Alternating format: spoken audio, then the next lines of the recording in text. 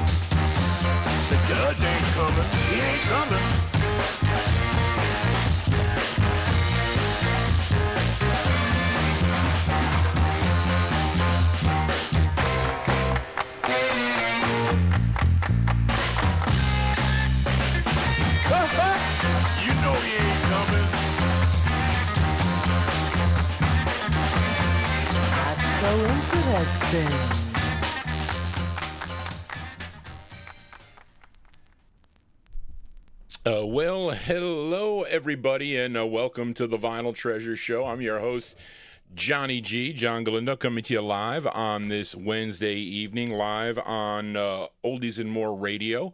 You can tune in at oldiesandmoreradio.com, also live on the YouTube stream. Want to welcome you to the March 18th, 2026 Vinyl Treasure Show. That record, Styrene, I Hate Styrene 45, so it's kind of like, may sound a little bit muffled on that. I mean, it's not that bad as far as the condition goes, but you know, you never know what you get with Styrene records, especially a record like that that's loud. But anyway, so we opened up with a group called the Buena Vistas. They're out of Buffalo, New York, on the Marquee record label. Marquee Records out of Detroit. They were originally from Buffalo. They went up to Detroit. And this release from May of 1968, it was called Soul Clappin', was the name of the tune, and was last week, on last week's show, we opened up with their first of three on Marquee. It was a request for, I think Graylin requested it, called Big Red, but this was their follow-up called Soul Clappin', tune written by Tom Shannon and Carl Sisko and Nick Amino. Okay, and this charted number 126. It bubbled under on the Billboard Bubbling Under charts, number 26 on WYSL in Buffalo, New York. So those records were getting to Buffalo because they knew the group there. There you go, August 68, the Buena Vistas, named after I think that's a avenue in Detroit. Soul Clappin' is the name of the tune. So here's what I did tonight. So on last week's show, there were a bunch of people, I didn't get to their requests. Okay, so I had Charlene identified, and part of the problem was instant flip sides. So here we go with the instant flip sides. I'm going to allow one instant flip side per person, okay?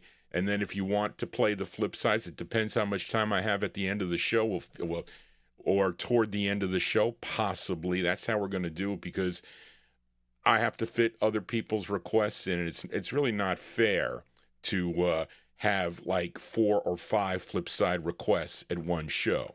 And I have certain listeners that they send me only one request. Others give me multiple, and that's fine. Actually gives me a little bit of a leeway to do that. But in order not to run into complications, it's working out kind of nice on the Saturday night show for Saturday and Sunday, because I kind of spread it out a little bit over 2 shows. I don't know if I'm going to eventually have to do it for this show, which is a possibility. How that would work, I don't know. But anyway, so I wanted to get that out there first. And again, I also want to say, if you are new to this program, I don't know what happened, but I think, Sheila, you mentioned that YouTube shared my video or was promoting it somehow, because I picked up, I think it might have been 60 or 70 subscribers in a short period of time that have tuned into the program. So anyway, that's a good thing.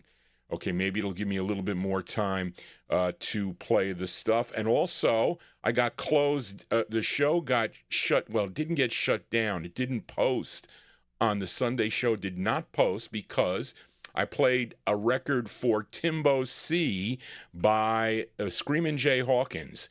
I don't know what it is with the Screamin' Jay Hawkins records, but they do not allow the records to be posted. At least my show, it doesn't. So it blocked the show in all countries. So I had to remove that song, and therefore the chat was gone. So that's what's going to happen here. So Charlene is now marking down what records are disastrous here. So right now I know it's Robert and Johnny, We Belong Together. I know it's Screamin' Jay Hawkins.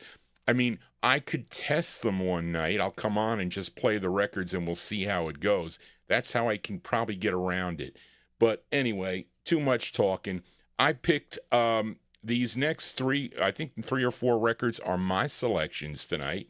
So let's open up the vocal portion here with this singer by the name of Curtis Lee.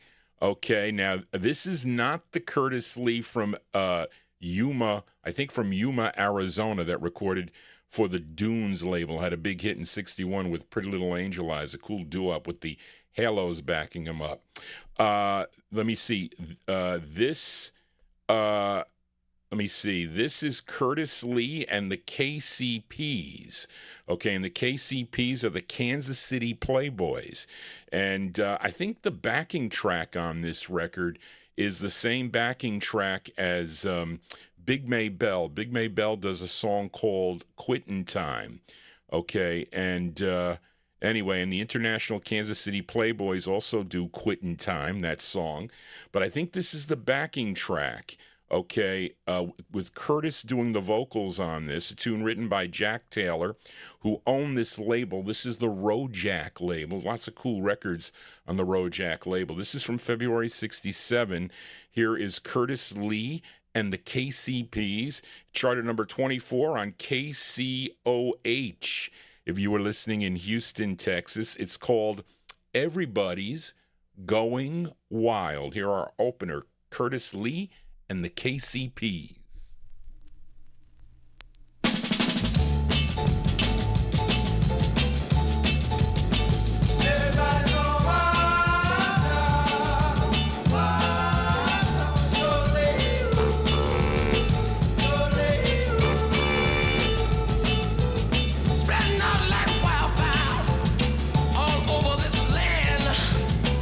Everybody's shaking their heads and clapping their hands.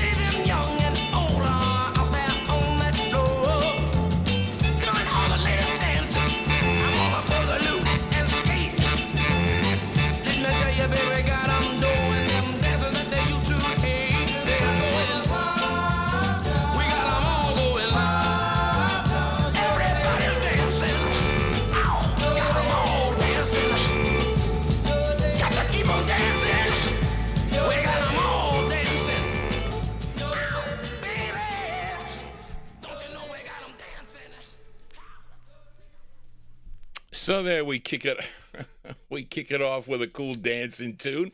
That don't get you up on the floor there. That's a cool up. Whoops, I lost my.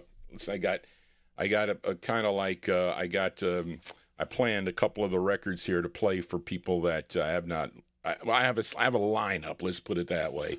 But there you go. That's a great record to pick up for 25 cents, wouldn't you say? Curtis Lee and the KCPs, February 1967 release. That's on the Rojack record label, Rojack Records. Everybody's Going Wild is the name of the tune. And let us continue now. This next gal, she hails from Philadelphia, PA. Her real name was Sundray Tucker, but she recorded as Cindy Scott, and she is the sister to Linda Lawrence of which Supremes, Charlene? Which Supremes? Was Linda Lawrence in the Supremes? Maybe the early group as the Primettes. I don't know. And cousin to Tammy Terrell and Bunny Sigler. And her first release came out on the Peacock label as Sandra Kay Tucker. That was in 1963. Then with a release on the Showbiz label as Cindy Scott.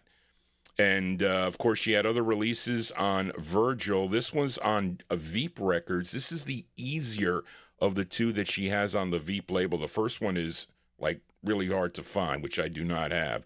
But this tune, written by Leon Huff, produced by Johnny Madera and David White, and arranged by Joe Ranzetti. This is from July of 1967. Let's give a listen to Cindy Scott. Cindy Scott on the Veep label. It's called Time Can Change a Love. This is Cindy Scott. Here you go.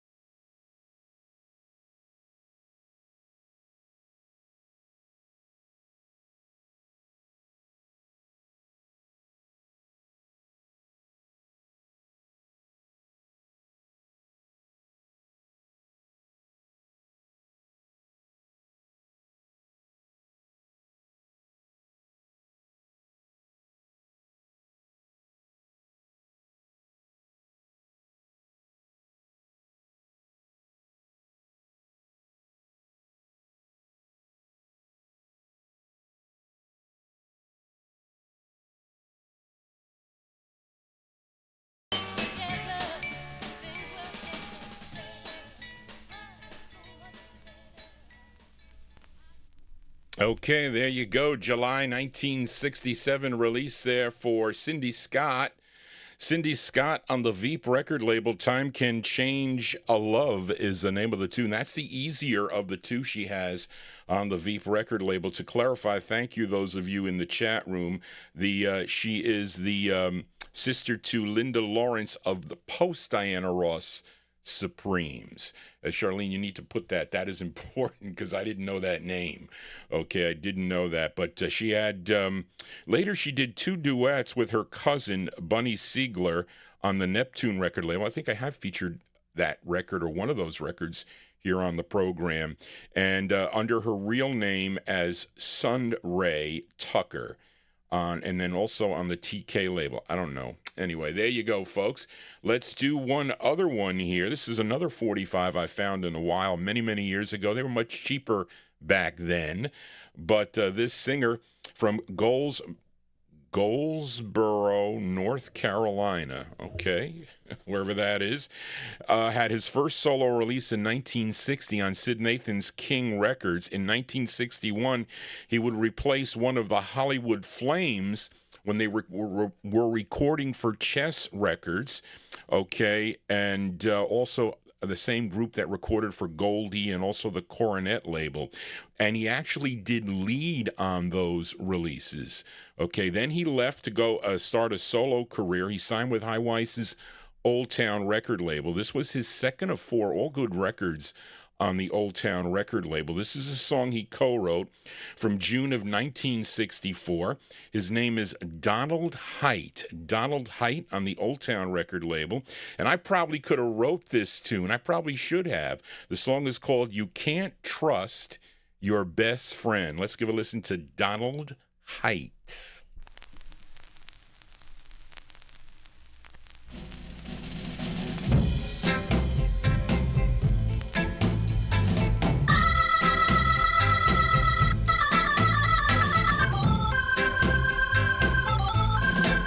This is a mean old world from beginning to end. You see, a man can't trust his very best friend. My friend laughs in my face, but behind my back, he tells my girl that I'm a no good cat. You know you just can't trust your best friend. No, you just can't trust your best friend. He will cross you every time. Let me tell you now, me and my girl, we were doing all right till we met my friend.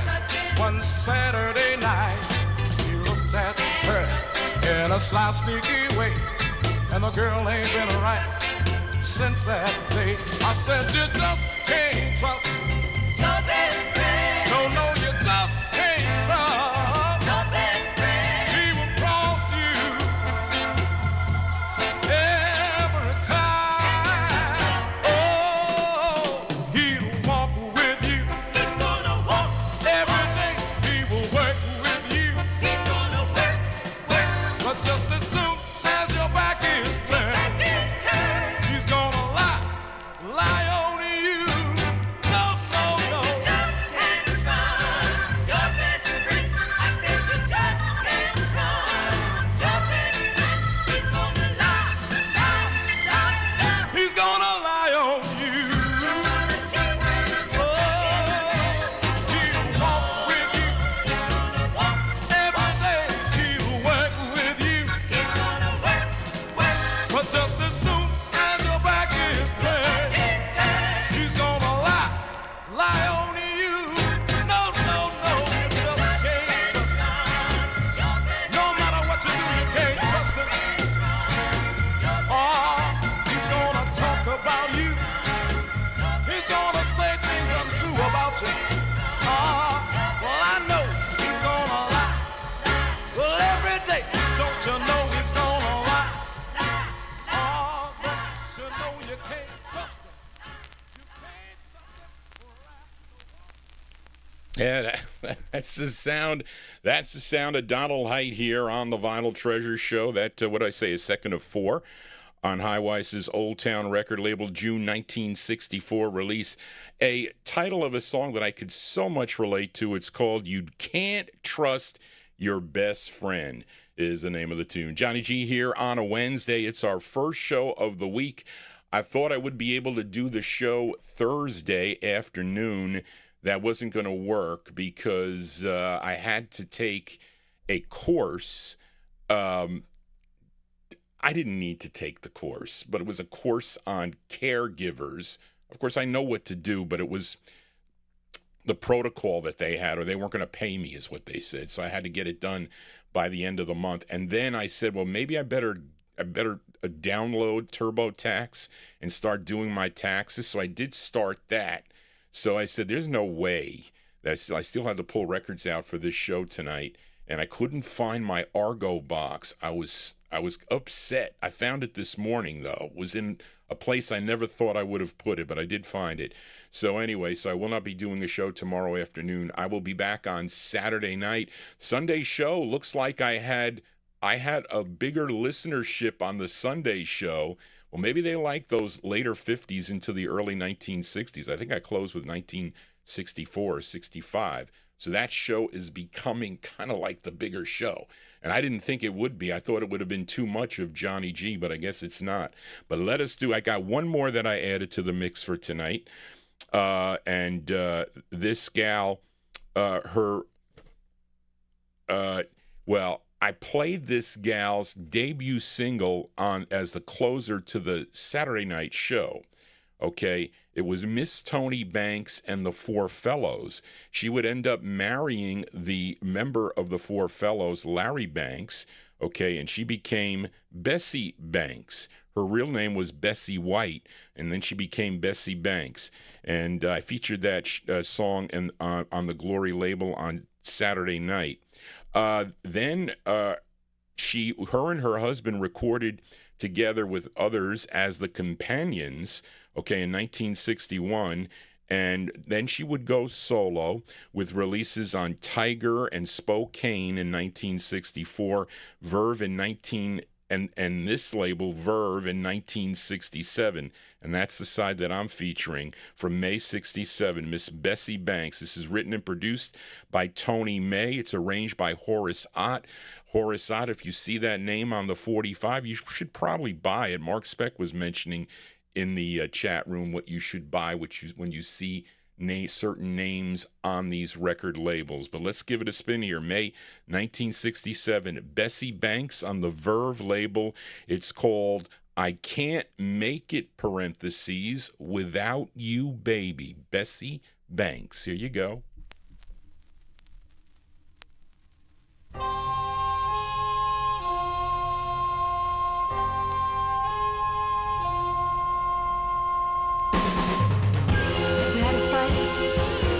The other night, and I'm sorry, babe. Oh, don't you go. 'Cause baby, how can I go on without you? Baby, how can I be strong without you? Don't you know that you're my strength, and I love you so. You're my need, so baby, please.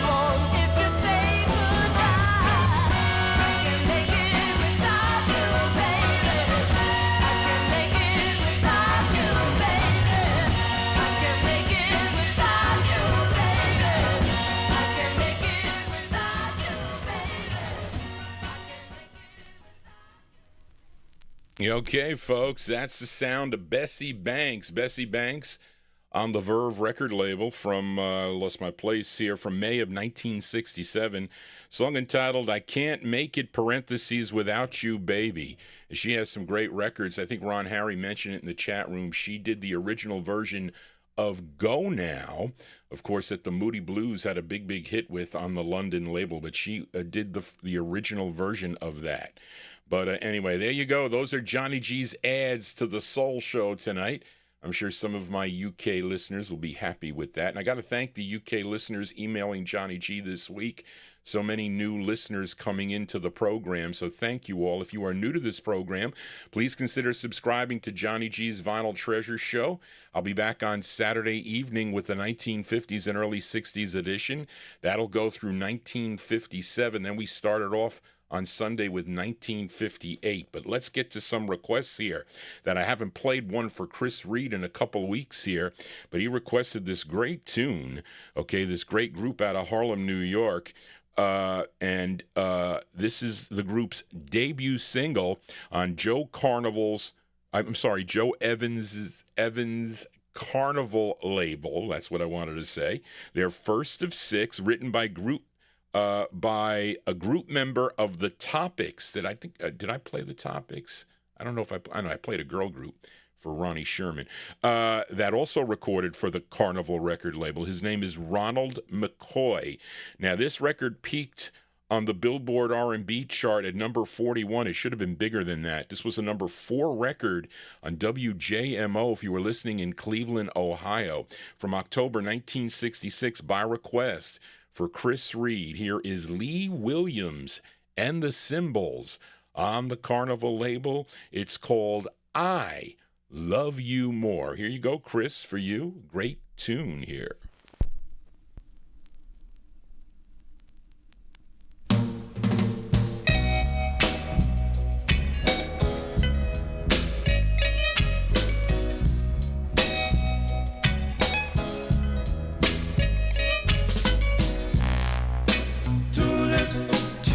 Kiss you,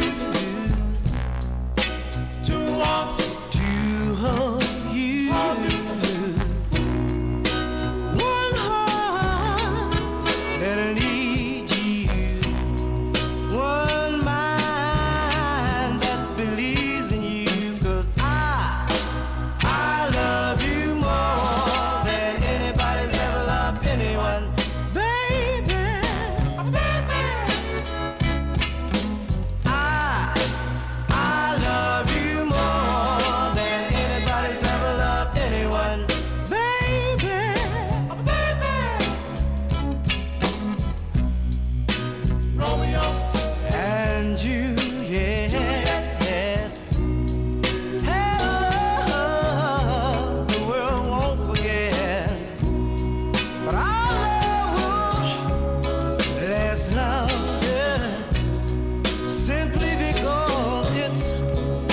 Strong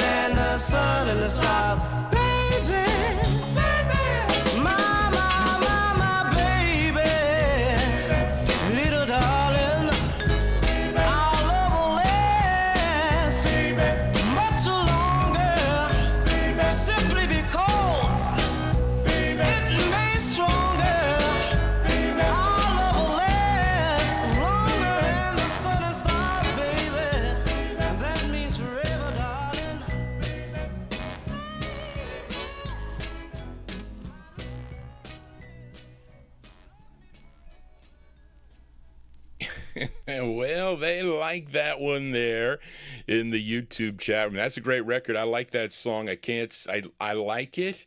It's worth every penny of a dollar that I paid for that record. There you go. Lee Williams and the Cymbals, October 1966. Their debut single on the Carnival record label. That one there going out to listener Chris Reed, a song called I Love You More. Well, you like this show, right? Can't get enough of Johnny G. Well, I don't know about that, but let us continue here. Let's fill a request now for listener Amnon. This next singer, another favorite here on the program. It's unfortunate, though, because sometimes I have issues. Well, I should say the AI police have issues with his tunes here. So anyway, but if I get them on early enough in the program, I think I'll be okay. But this is his 18th release for the RCA record label. This is produced by Al Schmidt, okay, and this charted number 7 on Billboard. Okay, these big hits. Number 2 on the R&B chart, and this was a number 1 record on WRAP, if you were listening in Norfolk, Virginia, from December 1964. By request for Amnon, the great Sam Cooke. Sam Cooke on RCA. The song is, we're going to play both sides of this 45. The song is called Shake. Here you go, Amnon, for you, Sam Cooke. Shake, shake,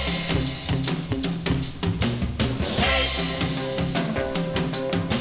shake. Listen while I talk to you. I tell you what we're gonna do. There's a new thing that's going around, and I'll tell you what they're putting down. Just move your body all around and just shake. Oh, mama, shake. That's the way to do it. Shake. Oh, you're looking good now. Shake. Yeah. Shake it like a bowl of soup. Make your body loop-de-loop. Put your hands on your hips and kind of let your backbone slip. Move your body like a whip and just shake. That's doing it. Shake. Yeah, you're looking good now. Shake. Don't do it, baby. Shake. Yeah. Oh, ling-a-ling-a-ling. Honey, shaking is the latest thing.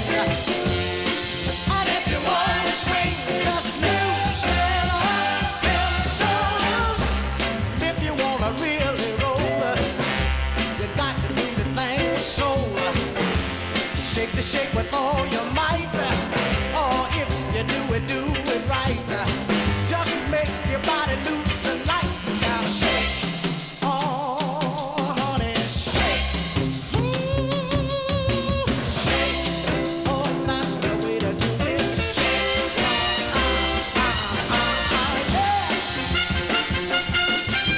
All right. Oh, you're doing it now, honey. Come on, loosen up them shoulders. If you wanna really roll, got to do the thing with soul. Shake the shake with all your might. Now, if you do it right. Make your body loose and light and just shake. Oh, I like to do it. Shake. Make me feel good now. Shake. Oh, come on, baby. Shake. Now shake. That's what you wanna. Shake. Don't do it, baby. Shake. Oh, yeah. Shake. Yeah, hits here on the Vinyl Treasure Show. But listen, he's a crowd pleaser. The great Sam Cooke there on the RCA record label. Excuse me, that's his 18th release on RCA from December of 1964. Shake is the name of the tune. And Amnon also requested the flip side, which did chart also. Okay, the flip side charted number 31 on Billboard, was number 9 on the R&B chart, and it was a number 2 record on WWIN in Baltimore, Maryland, if you were tuned into the program. Give me a second, folks, while I line that up. And let's see. And this is a song that Sam wrote. It was produced by Hugo and Luigi from December 64. Let's give a listen to the flip side of Shake by request for listener Emnon. This is Sam Cooke with A Change Is Gonna Come. Here you go, Emnon, for you, the great Sam Cooke.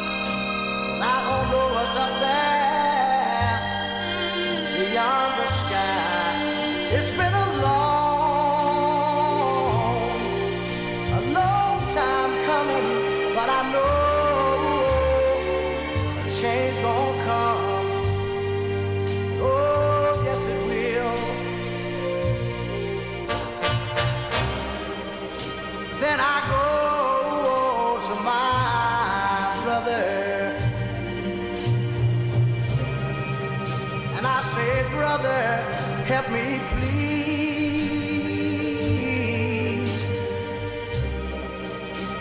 But he winds up knocking me back down on my knees. Oh, there have been times that I thought I couldn't last for long. I'm able to carry on. It's been a long time coming, but I know change gonna come. Oh, yes it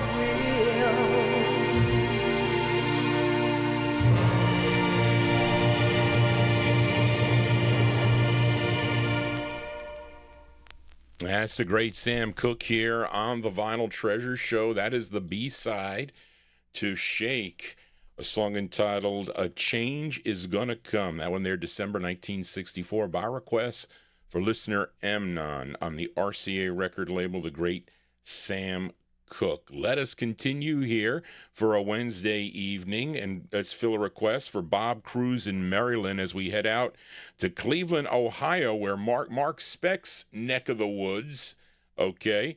This group first recording back in 1964 for the Comet record label as Don Gregory and the Monclairs. Now, after that release, they would sign with Carl Maduri's Sunburst Records. It was local to the Cleveland area, and they were just known as the Monclairs. Okay, and they had 3 releases on the label, and Bob requested their first release, and this was a self-contained group, which means they sang and played their own instruments. Don Gregory, he was the bass player, Jackie Cooper, their drummer, Richard Jordan, tenor sax, and Sam Blackshaw, keyboard and organist. Here are the Monclairs from April 65 on the Sunburst label, going out to Bob Cruz. It's called Wait For Me. Here you go, Bob, for you, the Monclairs.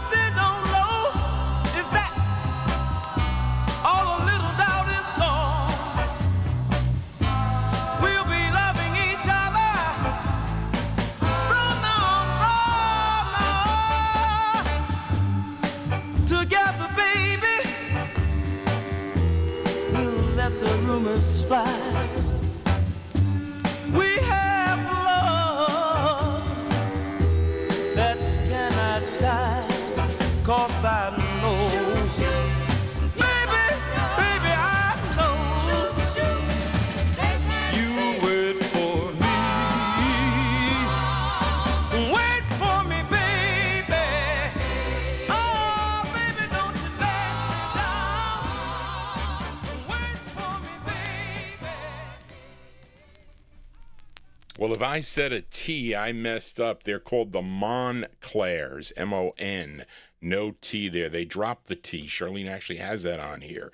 April 1965, that one there going out to listener Bob Cruz in Maryland. The Monclairs on Sunburst Records. Wait for Me is the name of the tune. And my listeners are so patient. They wait for Johnny G here. I was late on, it was a bloody nose that made me late on the Saturday show. I'm listening. I'm going to get that thing taken care of. I got to go to the ENT. They'll take care of it. I was afraid before the show. It's with the allergies at this time of year. No good.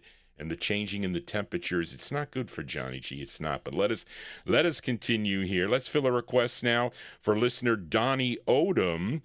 Okay. And you all know this gal, singer-songwriter from Brooklyn, New York. First recording back in 1958.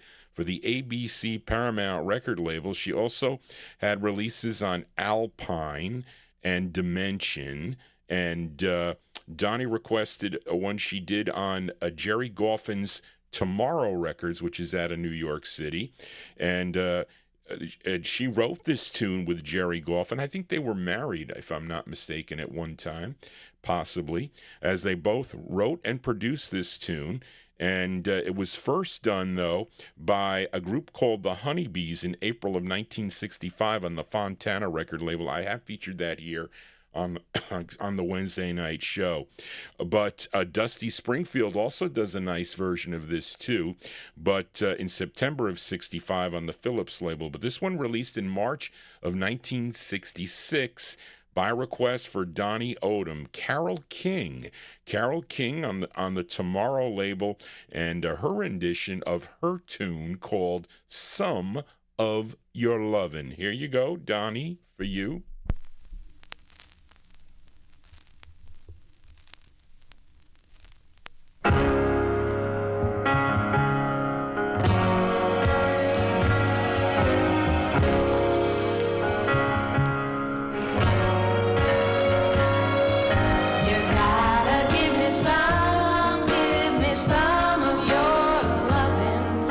You gotta give me some of your loving.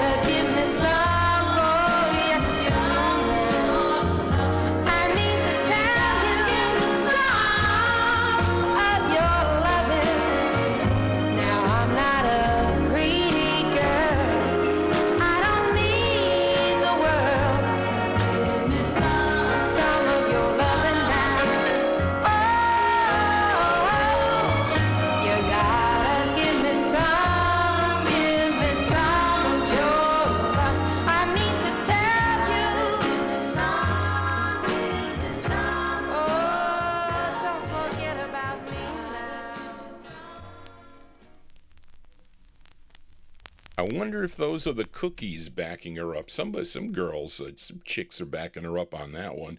March 1966, Carole King doing a song she wrote, okay, in March of 66 on the Tomorrow label. Some of Your Lovin' is the name of the tune. That one there by request for listener Donnie Odom. If you do have a request, you can get it to Johnny G via email at vinyltreasures@aol.com. That's the best way to do it.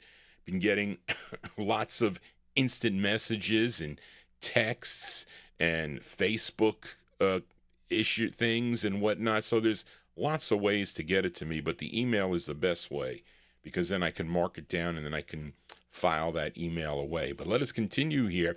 Fill a request for listener Warren Russell in our YouTube chat. I really like this next tune, and you know this duo, this soul duo, had some major hits on the Stax record label, like Soul Man and Hold On, I'm Coming, and other great tunes that they have done during their career.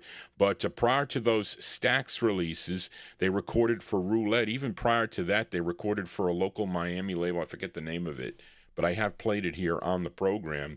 But they had 7 releases on the Roulette label between 1962 and 1966. Now, Warren requested their 4th release, this tune written by Henry Glover, and Morris Levy inserted his name there. He probably didn't know how to write a song. But it was also arranged by Henry Glover. And here are Sam Moore and Dave Prater. Sam and Dave is the duo. You know them. May 1963 on Roulette Records, going out to Warren Russell. It's called It Was So Nice While It Lasted. Here you go, Warren, for you.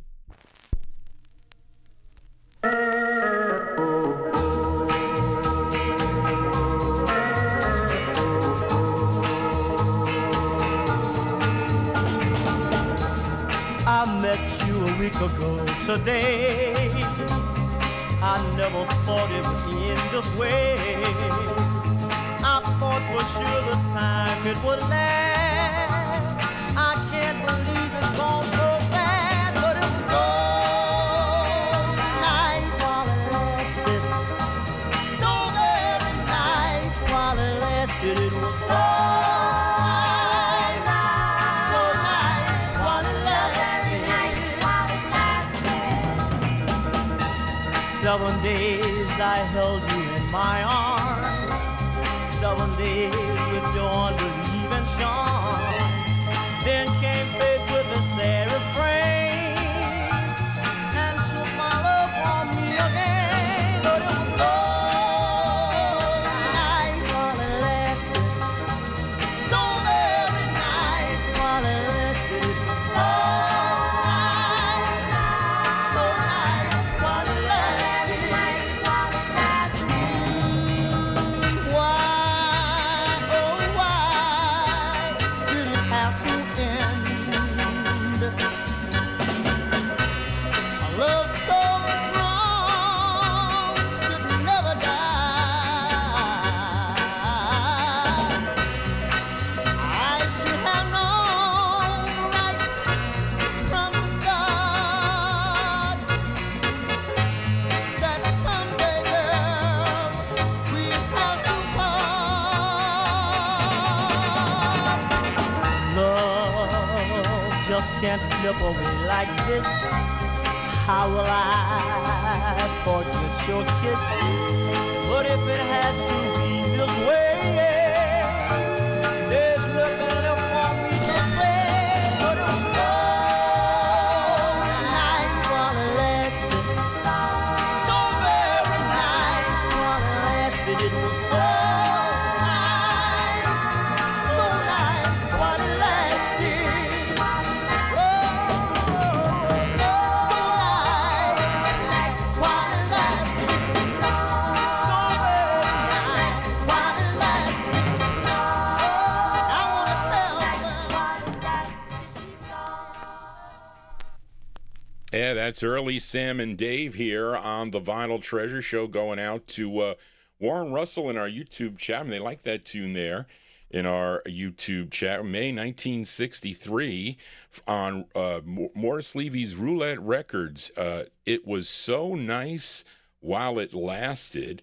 And I mentioned, so I read the wrong thing here. That record actually charted number 15 on WQAM in Miami, Florida, and it would because, of course, they were from the Miami area. You know, they would re-release that record in 1966. Roulette did that, I think, probably because of the hits they were having on the Stax record label. We're going to flip the 45 over because Warren also requested the flip side.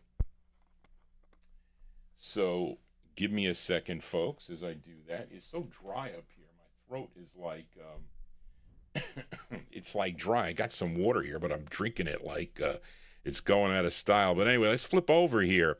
Give a listen to the B-side here from May of 63 for Warren Russell. This is the B-side to It Was So Nice While It Lasted. It's called You Ain't No Big Thing, Baby. Here you go, Warren, for you, the B-side, Sam and Dave. You ain't no big thing, baby, to me no more.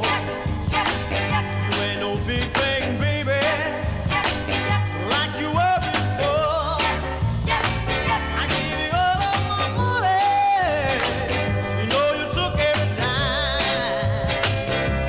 I must have been crazy, or either out of my mind. You ain't no big thing, baby, a moving star. You ain't no big thing, baby, like you think you are. You had my nose wide open, but now it's closed. Somebody else is getting loving that used to be yours. I wanna tell you one more time before I go and leave you behind. You wasn't real, you wasn't true, and everything you done, I was doing it too. I said, no, no, no, no, no, you ain't no big thing no more.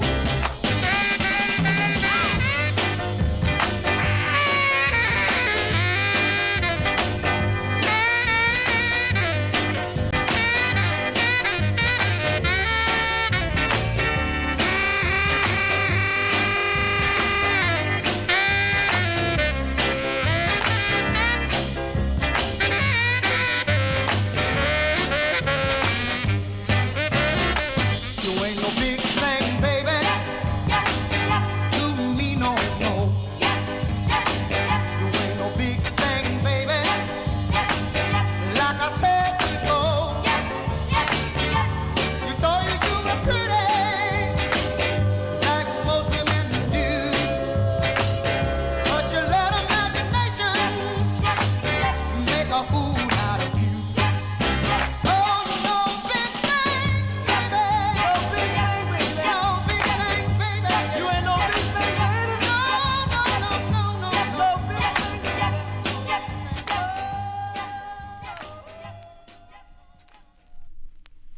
Yeah, there you go. B-sides here on the Vinyl Treasure Show. That one there going out to Warren Russell in our YouTube chat room. That's a great Sam and Dave, Sam Moore and Dave Prater.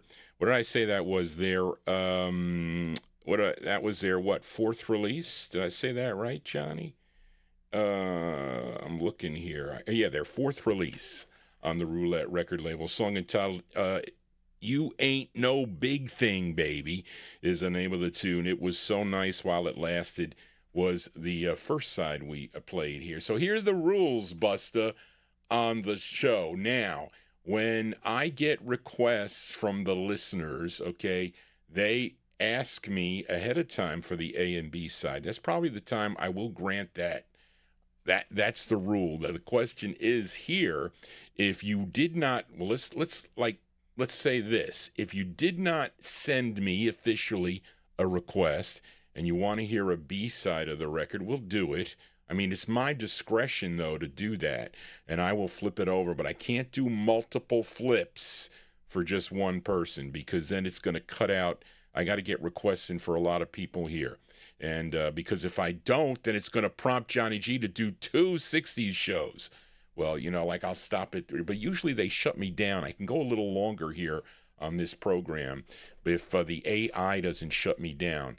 But anyway, so we do all types of soul music here, and I just don't want to play pop records on this program, and I want to stay away from the big hits because the copyright police, they don't treat Johnny G too nice. But anyway, let us continue here on the Vinyl Treasure Show. And I have to apologize to Edmund Williams because I didn't play any for the last 2 weeks. I missed Edmund.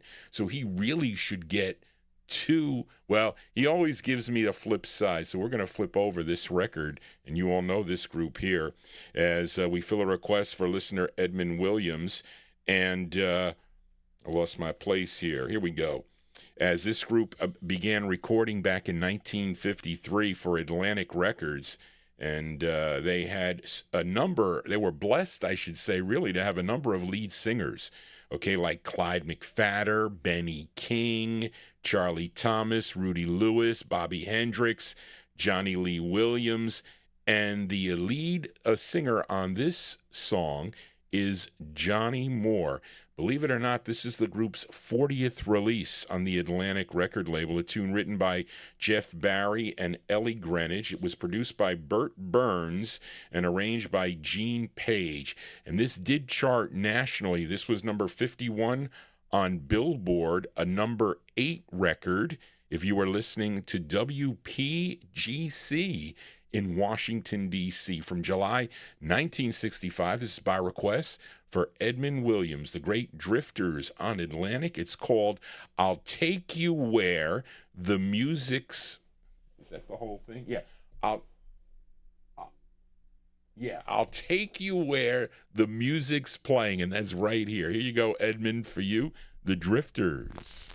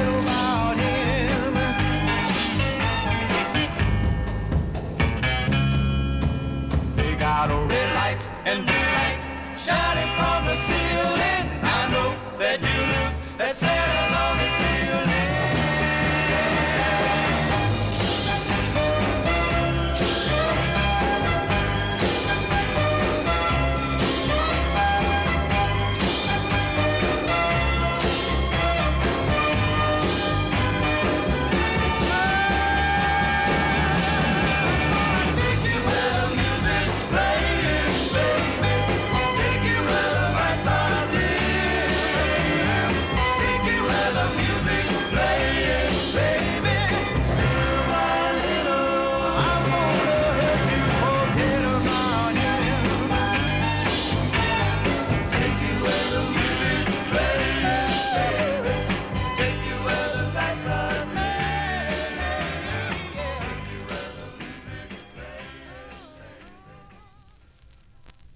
There you go. That one there from July 1965. The great sound of Johnny Moore on lead with the Drifters. Their 40th release for the Atlantic record label. I'll Take You Where the Music's Playing. That one there going out to listener Edmund Williams. Well, you know, he was correct. This is the place that the music's playing. I am your host, DJ Johnny G. We're here on YouTube, also live on oldiesandmoreradio.com if you want to give a listen to the stream. But I know many of you like to see the visual here. And there's not many people that do a show like I do, okay? And it takes a lot of time and effort. It really does to do this. But I really get the enjoyment from doing the show. And this is really the only time I get to listen to my 45s. I'm too busy here. I'm a caregiver for my elderly parents. My mother is downstairs listening. She's watching all your chatting there. Unfortunately, she can't chat because she has no feelings in her fingers, so she can't type. But she can scroll up and she could read. I'm thinking of getting her a tablet, so it's a big tablet, so she'll be able to see it much better because after 3 hours, it gets tough on the eyes. Look, and I got to get my cataract surgery done. It's a problem. I cannot see that well. But we're going to flip this 45 over for Edmund, okay, as Johnny Moore is also doing lead on this side. Now, the song, this side, written by Dan Penn and Marlon Green. So here is the B-side to I'll Take You Where the Music's Playing from July 65. Johnny Moore and the Drifters with Far From the Maddening Crowd. Here you go for Edmund Williams, the great Drifters.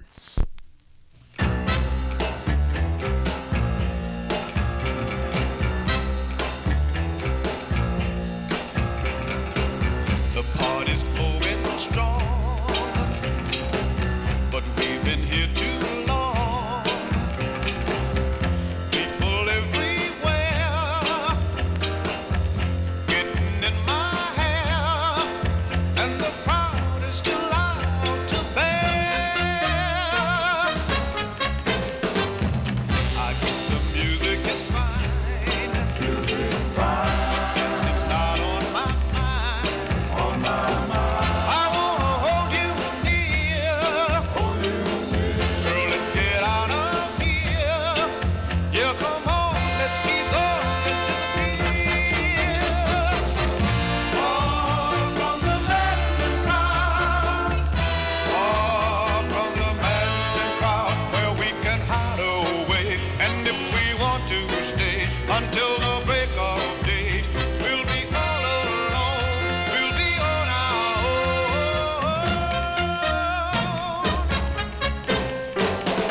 Exciting things to see, but they ain't moving me. Can't keep up with this pace. I need your warm embrace. I wanna kiss, baby, this ain't the place. The way that guy keeps giving you the eye, I wanna take you where no one but me can stare. Share your arms and your charms with me there. Far from the maddening crowd, far from the maddening crowd, where we can hide away. And if we want to stay until the break of day, we'll be all alone. We'll be on our own. Far from the maddening crowd, far from the maddening crowd, where we can hide away. And if we want to stay until the break of day, we'll be all alone. We'll be on our own. Far from the maddening crowd, far from the maddening crowd, where we can There we go. B-sides here on the Vinyltreasure Show. There you go for Edmund Williams. That is the sound of the Drifters. Johnny Moore and the Drifters. Great lead for the Drifters. Far from the Maddening Crowd is the name of the tune. And prior to that, we heard the A-side, I'll Take You Where the Music's Playing, their 40th release for the Atlantic label from July 65. Well, Johnny G takes you where the music's playing every Wednesday evening right here on the Vinyl Treasure Show. If you have a request for a future Vinyl Treasure Show, please email me at vinyltreasures@aol.com. That is the best way. You can type it on my Facebook wall, you know. And remember, people have listen, I play all types of soul music and northern soul and Motown.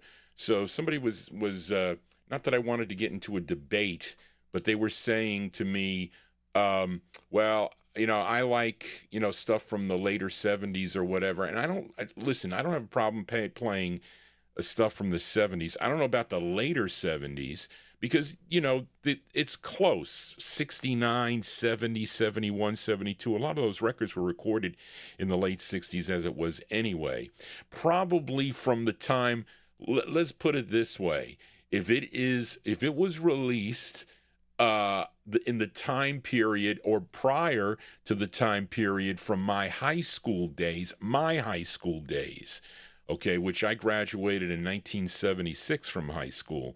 So, well, that might include disco. We can't go to the disco route, but I'm talking about nice soul records, you know, really. And but I kind of lean toward the 60s stuff because I like that. And, of course, my aunt was very instrumental with this music, and it made such a big impression on me. But let us continue here. Let's fill a request now. Haven't played one for Gene Manis in our YouTube chat room. So, Gene, this one's for you. You know this Blue-Eyed Soul duo. Okay, first recording in 1962 as the Paramours. Okay, and they are Bill Medley. Okay, he was from Santa Ana, California. Bobby Hatfield, he was from Beaver Dam, Wisconsin. Recorded so many great tunes during their career. And recording, for various labels, you know, like Moonglow and Phil S. and Verve, etc. But this was their third of 5 for Phil Spector and Lester Sills' Phil S. label, which was out of Hollywood, California. And this song originally done back in 1955 by, I thought that Roy Hamilton did this first. Charlene's got Les Baxter and his orchestra. I thought it was Roy Hamilton. Maybe the vocal? I don't know. But maybe it is. I don't know. But this is produced by Bill Medley. This charted number 4 on the Billboard charts, number 6 on the R&B chart, and a number 1 record on WHTZ if you were listening here in New York City.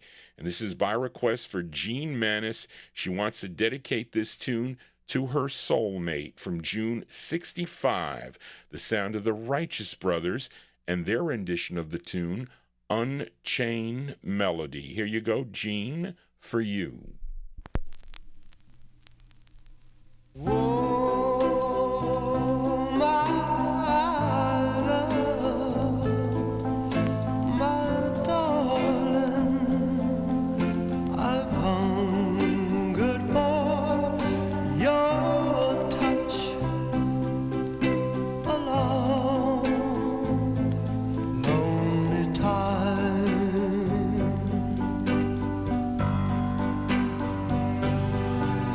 In time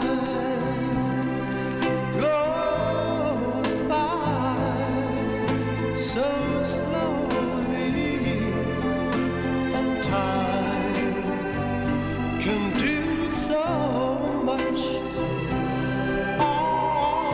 you. Still more,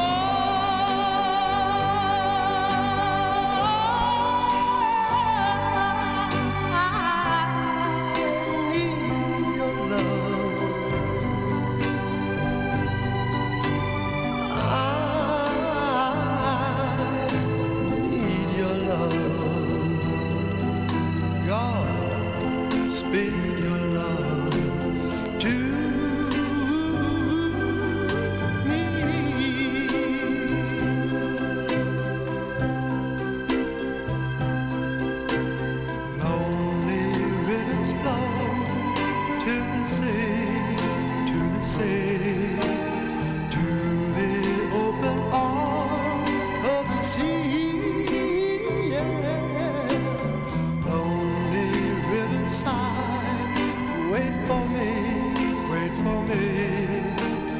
I'll be coming home. Wait for me. Oh, my love, my darling, I've hungered for your touch. Oh, Lord, we're tired.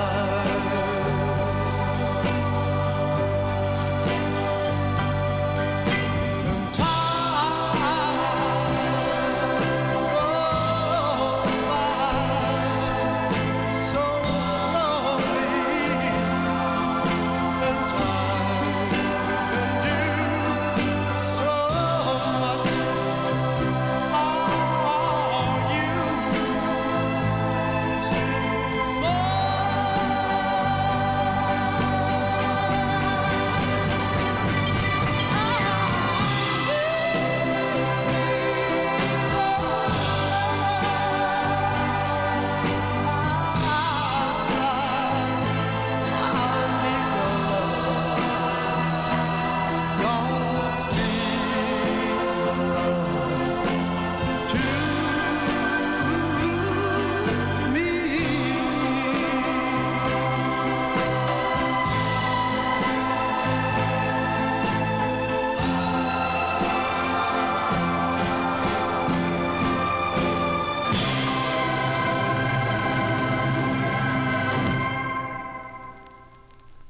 Yeah, there you go. That's the sound of the Righteous Brothers here on the Vinyl Treasure Show by request for Jean Manis in our YouTube chat room, sending that one out to her soulmate, June 65, their third release on the Phyllis record label, their rendition of the tune Unchained Melody. Who's Al Hibbler, maybe? I don't know whoever did. I thought it was Roy Hamilton. I might be wrong. I'm thinking of another record. I don't know. Johnny G sometimes losing his mind here. That's when I don't get enough sleep. I'm like talking in my sleep, you know. But anyway, let us continue here. Let's do a touch of the 70s here. I actually have two records to play in the 1970s. This is for listener David Vielma. Now, when this record came out, I was in junior high school. So I guess we can say that it would qualify. Okay, as David Vielma requested this, singer-songwriter and eventually a producer and multi-instrumentalist. Now, he was originally from Memphis, Tennessee, and he was a member of a family act called the Silvers, okay, the Silvers. And, you know, around this time in 1973, well, I used to like the Jackson 5, the early Jackson 5, like Stop the Love You Save, those early sides when he was the Kitty lead. I think those are his best, but later on, of course, he became a national star, of course. But I like the early Jackson 5. I don't know if I can get away with playing them here on the program. But anyway, he was a member of this family act, the Silvers. Now, this is a solo effort by him as his debut single. It came out on Michael Viner's Pride Records, which is out of Hollywood, California. His name is Foster Edward Silvers. Okay, and this side written by his brother Leon Silvers III. Okay, it's produced by Keg Johnson. And he was, executive director is the label owner, Michael Viner. This charted number 22 on Billboard. This was number 7 on the R&B chart. And this was a big number 1 record here in New York City on WWRL. And this one from April 73, Touch of the 70s, Miami Santi. This is Foster Silvers. I said that right, I hope. Foster Silvers for David Vielma. It's called Misdemeanor. Here you go, David, for you.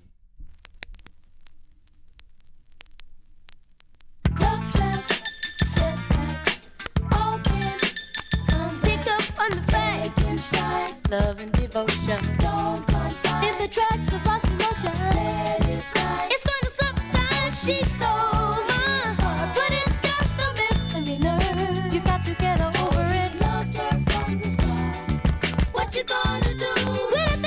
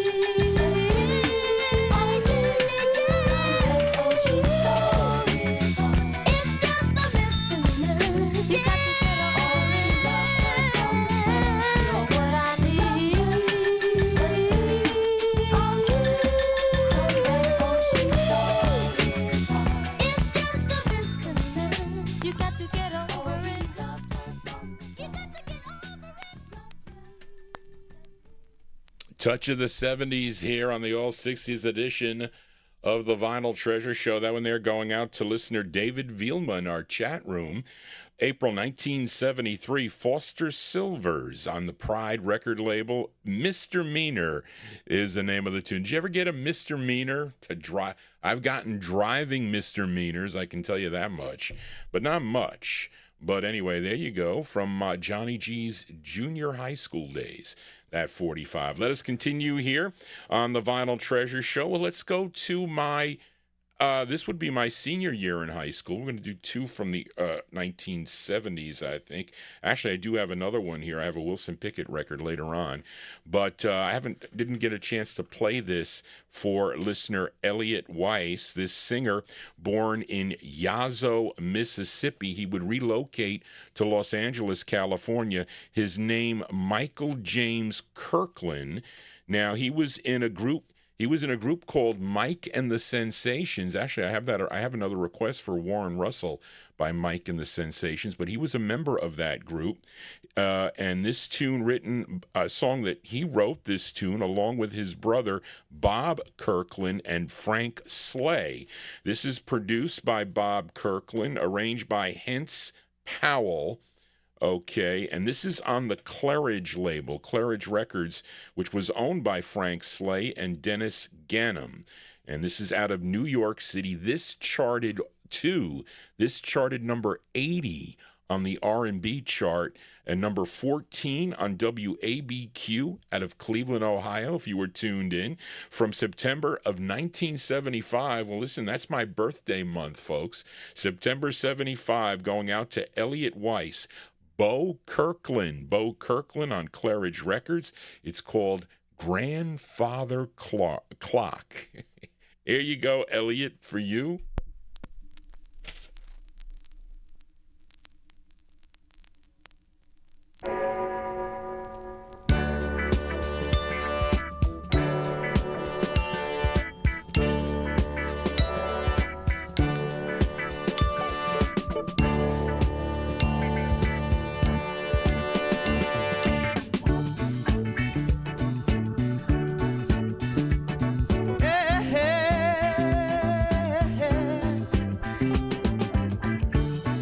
Blessed with the figure of an hourglass on the sundial of sexiness. You're the leader in your class. Oh, when you get through running around and you're tired of painting the town, and you think you might wanna settle down, stop on by, I'll be around. Like a grandfather clock, I'll be in your corner. Like a grandfather clock, I'll be by your side. Like a grandfather clock, I'll be in your corner. Like a grandfather clock, I'll be by your side.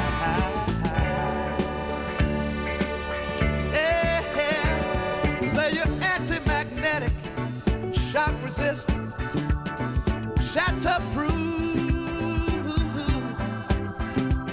and your timekeeper's playing you to be a little cuckoo. Oh, I know there are men around who can show you a world that is filled with diamonds and pearls. Drive fancy cars, wear their hair in curls. Every time you see they're with a different girl. But like a grandfather clock, I'll be in your corner. Like a grandfather clock, I'll be by your side. Like a grandfather clock, I'll be in your corner. Like a grandfather clock, I'll be by your side.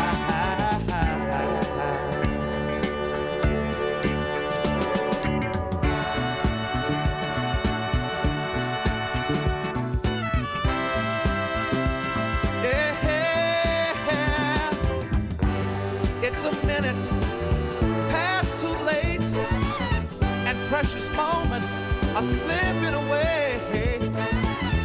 Life's pendulum has swung the other way. Come on to your grandfather clock. Yeah, yeah, yeah. Like a grandfather clock, I'll be in your corner. Like a grandfather clock, I'll be by your side. Come on, baby, you gotta ring my time. Come on, girl, I need you all the time. Oh, baby, sweet little thing. Don't you know, girl, you make my bell ring. Like a grandfather clock, I'll be in your corner. Like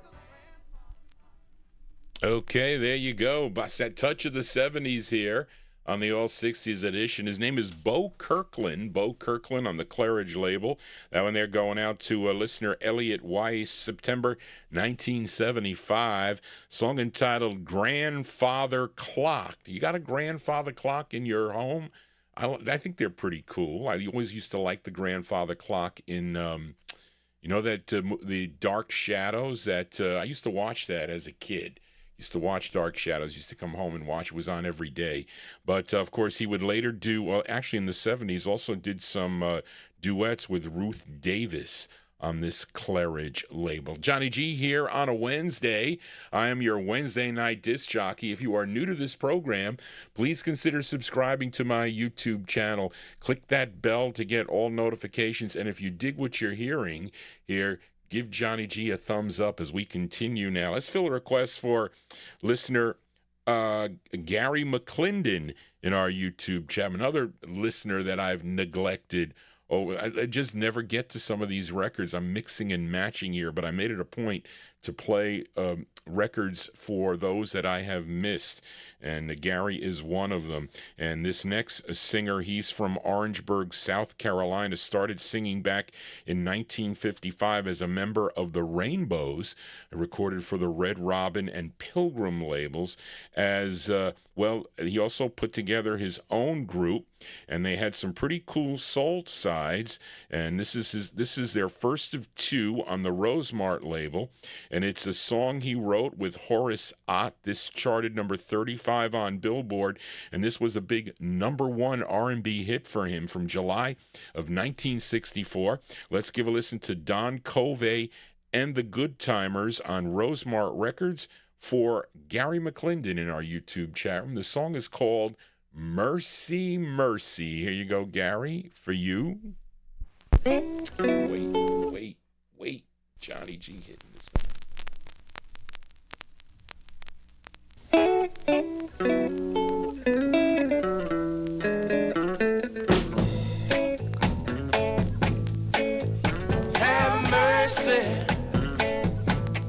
Have mercy, baby.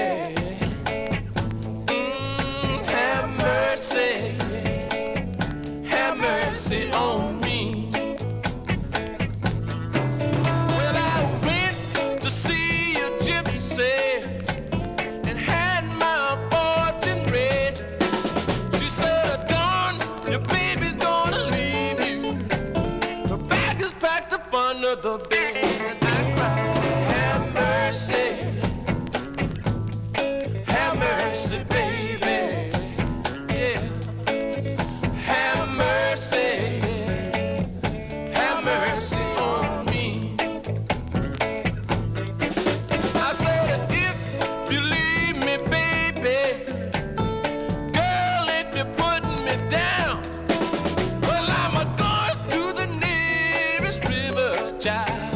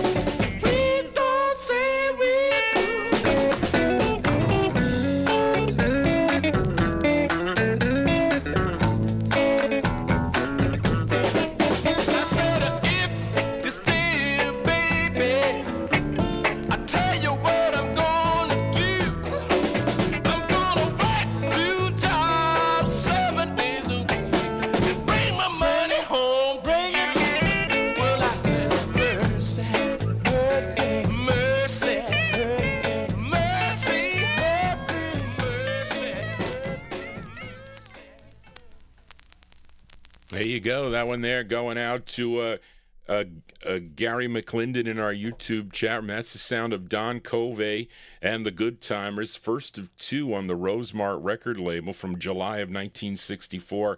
Mercy, Mercy is the name of the tune. You got to check out the Dick Clark. There's a clip on American Bandstand. That is the Spotlight Dance.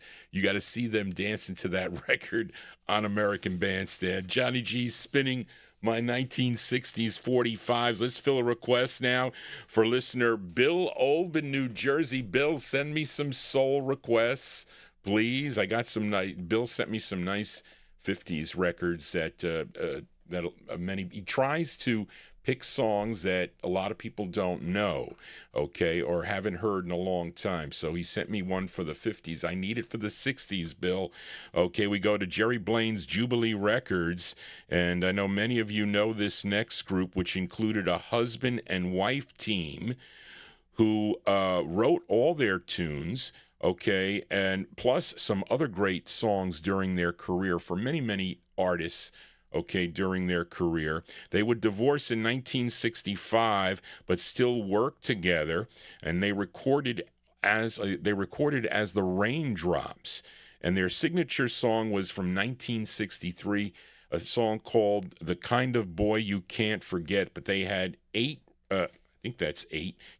releases on the Jubilee record label. This was their fourth, okay, tune written by Jeff Barry and Ellie Greenwich, and this was actually a song that was first done back in 1958. It was a big hit for a group from Newark, New Jersey, the Monotones, and this did chart for them, number 62 on Billboard, and also 62 on the R&B chart, and number 18 on KAAY in Little Rock, Arkansas, from February 1964. Here are the Raindrops. It features Ellie Greenwich on lead, the Raindrops on Jubilee, and their rendition of the tune, Book of Love. This is going out to Bill Olb. Here you go, Bill, for you. I wonder, Who wrote the book of love? Tell me, tell me, tell me. Oh, who wrote the book of love? I've got to know the answer. Was it someone from above? I wonder, Who wrote the book of love? I love you, darling. Baby, you know I do. But I've got to see this book of love. Find out why it's true. I wonder, Who wrote the book of love? Chapter 1 says to love him with all your heart. Chapter 2 you tell him you never, never, never, never, never gonna part. In chapter 3 remember the meaning of romance. In chapter 4 you break up, but you give him just one more chance. Who wrote the book of love? Baby, baby, baby, I love you, yes I do. Well, it says so in this book of love. Ours is the one that's true.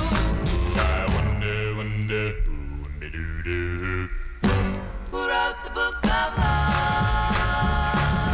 I wonder who. Who wrote the book of love?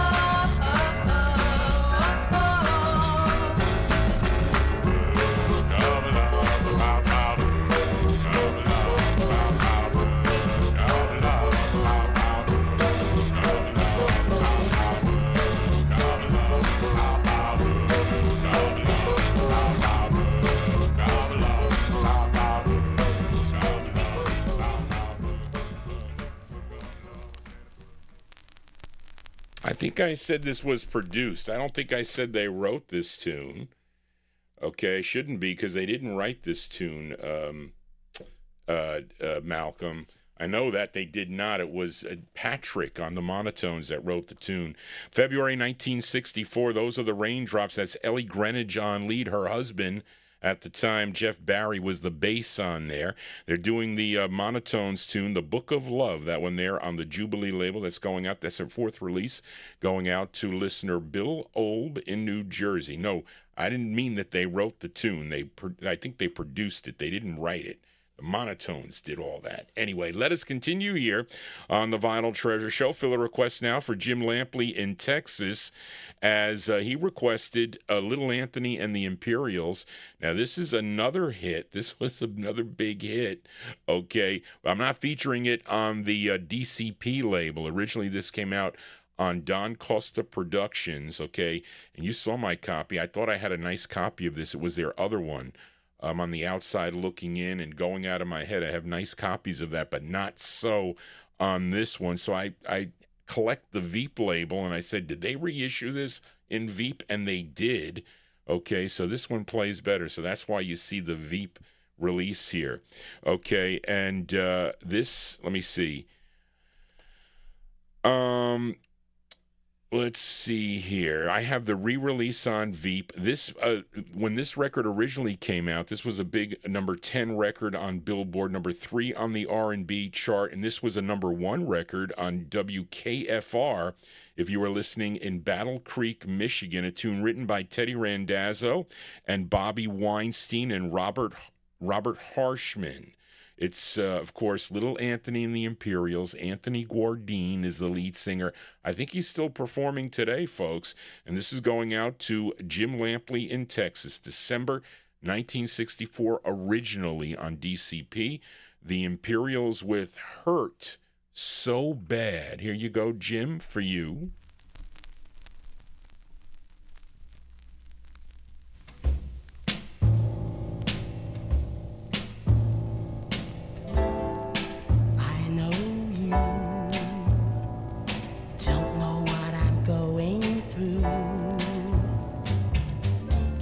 Standing here looking at you, but let me tell you that it hurts so bad. It makes me feel so sad. It makes me hurt so bad to see you again. Like needles and pins, people say been making out okay. She's in love, don't stand in her way. But let me tell you that it hurts so bad. It makes me feel so sad. It's gonna hurt so bad if you walk away. Don't you stay and let me make it up to you. I'll do anything you want me to. You loved me before, please love me again. I can't let you go back to him. Please don't go, please don't go. Hurt so bad. Come back, it hurts so bad. Don't make it hurt so bad. I'm begging you, please. Don't go, please don't go. Hurt so bad. Come back, it hurts so bad. Hurt so bad. Don't make it hurt so bad. I'm begging you, please. Don't go, please don't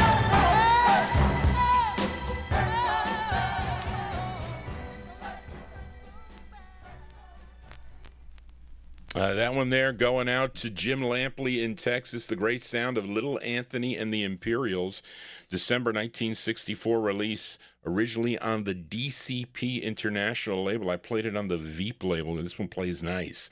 And it's Styrene. You know how Johnny G hates Styrene 45s. Hurts So Bad is the name of the tune. Didn't the Letterman cover that tune in like the 1970s? I just remember that on the radio. Anyway, let us continue now. And I made a mistake here because I already played one for you.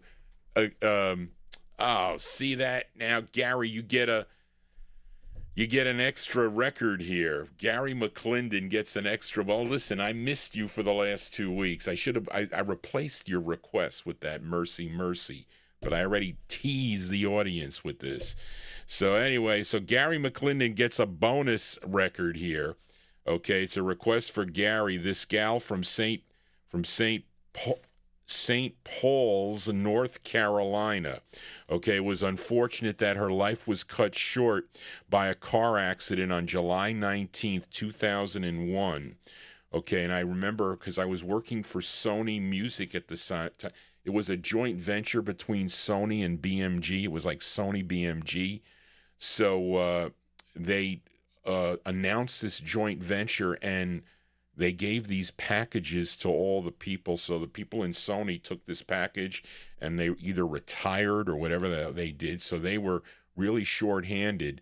So I was working at the time for a company called Resources Global Professionals. It was a consulting company. They liked my experience because I had a lot. And again, I was in accounting my entire life. So they said, we like your experience, and we want to know if you want to work for an entertainment company. I said, an entertainment company? I said, well, where is it? And they said, well, it's down in Times Square in New York City. I said, well, I don't know about going down to the city, but I actually liked it. I hated it when I first went down, but I liked it. So anyway, they needed somebody to take over their digital accounting area because everybody left. There was a senior accountant there, and I had to find out all this stuff. And I'm pretty good when it comes to that stuff about the due diligence and everything else. So I had to, it was on the 35th floor. They owned the Bertelsmann building down there is where it was, and they sold the building. So they were relocating to Lyndhurst, New Jersey, and they said, well, Johnny, we want you to be here because it's easier for you to get here via the train. So I was there, and there was nobody on the floor, and I was in the big executive office, which was in the corner, and he got to see there was that big picture.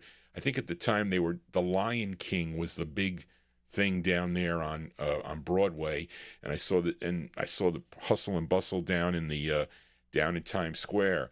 So anyway, when I was with them, to the story, how it relates is when I ended up in Lyndhurst, New Jersey, I met Judy Clay's son, and they were in talks with somebody at the time to do a movie about her. Now, I don't know if they ever did it or not. It was my manager introduced me to him, and we're talking about his mother, and I said, your mother does a great rendition of Stormy Weather from 1961 on the Ember label, a great tune that I play on my show. And he was like, oh, really? You do a show? Whatever.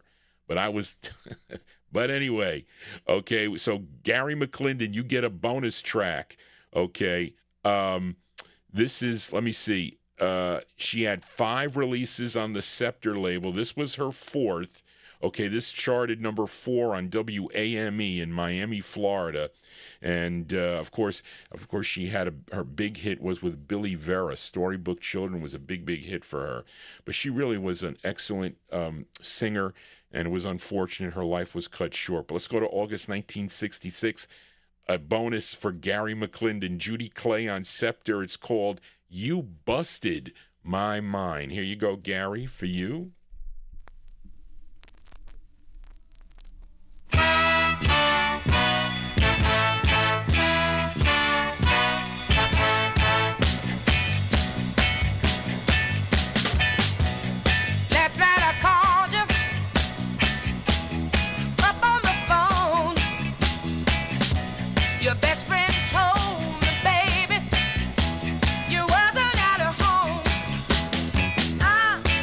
Got so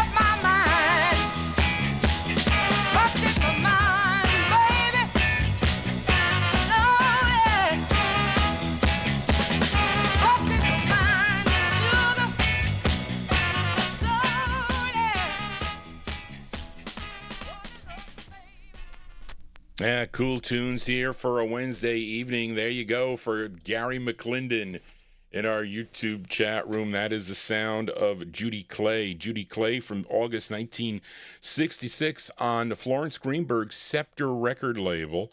A song entitled You Busted My Mind. Found that one there in the wild for 10 cents. Conditions a little bit off, but sounds pretty good, I'd say, folks. As we continue here on the Vinyl Treasure Show. Now, here's another. I finally found this record for Larry Neal, Wax Museum. You know, Larry was a disc jockey in Oklahoma City, and he is in our chat room there, and we were talking, and I appreciate all the listeners that disc jockeys love to get correspondence from their listeners. And I have Dennis Fluharty. There's many that email Johnny G right after the show, so I really appreciate that they are tuned into this program, so much so, and I enjoy reading your emails. I do. I try to answer back when I can, and we've been going back and forth. I'm looking at those scans that you sent me, Larry, about those Oklahoma records. I think I have some of them, though. I do. But this is going out to a Larry Neal in our YouTube chat room. And this singer, a member of the Searchlight Gospel Singers back in 1948, but he would sign with Epic Records in 1954. And he would have 43 releases for the Epic label through 1962. But he would move over to MGM in 1963, had 7 releases. This was his first, and a tune written by Van McCoy. It's produced by Jerry Lieber and Mike Stoller and arranged by Tico Wilshire. So that is an all-star lineup there on this record. This chart, and it didn't hit, though. It wasn't a hit. It was number 129 on the Billboard chart, so it bubbled under, but it was a number 22 record on KEWI out of Topeka, Kansas from April 63, going out to Larry Neal in our YouTube chat room. It's Roy Hamilton on MGM, and the song is called Let Go. Here you go, Larry, for you, Roy Hamilton. Let go. Let go. Let go. He's not in love with you. Give your love to me instead. Let go. He's found somebody new. Can't you get it through your head? How many more teardrops will it take? How many more times must your heart break? How many more?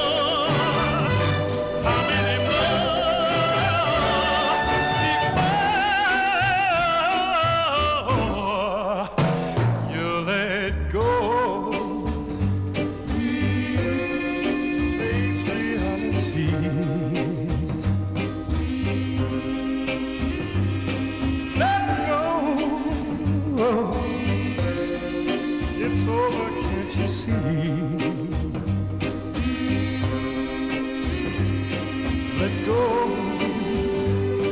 of his memory. Let go of him, and darling, cling to me. Let go. Can't you see it's over? Let go. Let go and cling to me. Let go.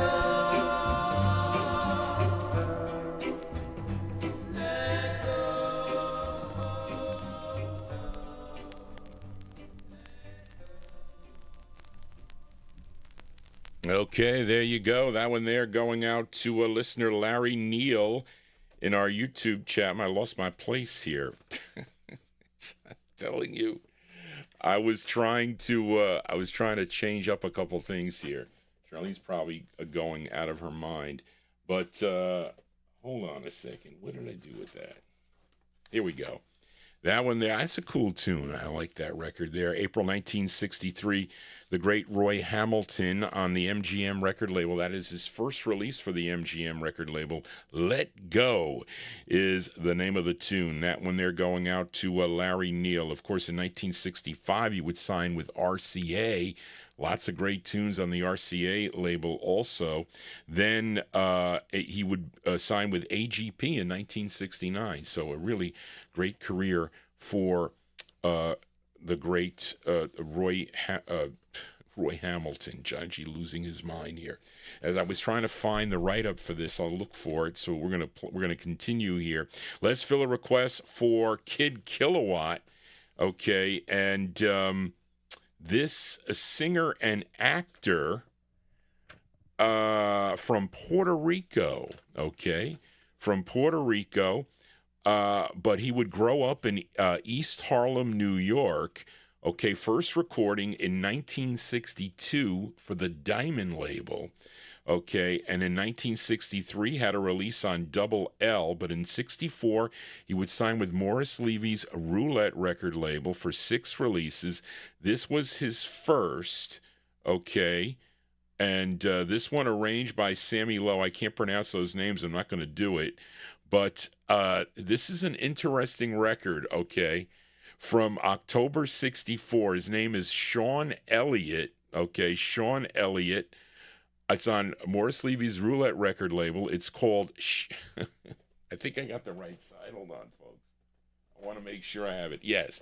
It's called Shame and Scandal in the Family. This is Sean Elliott going out to Kid Kilowatt. Here you go, Kid, for you.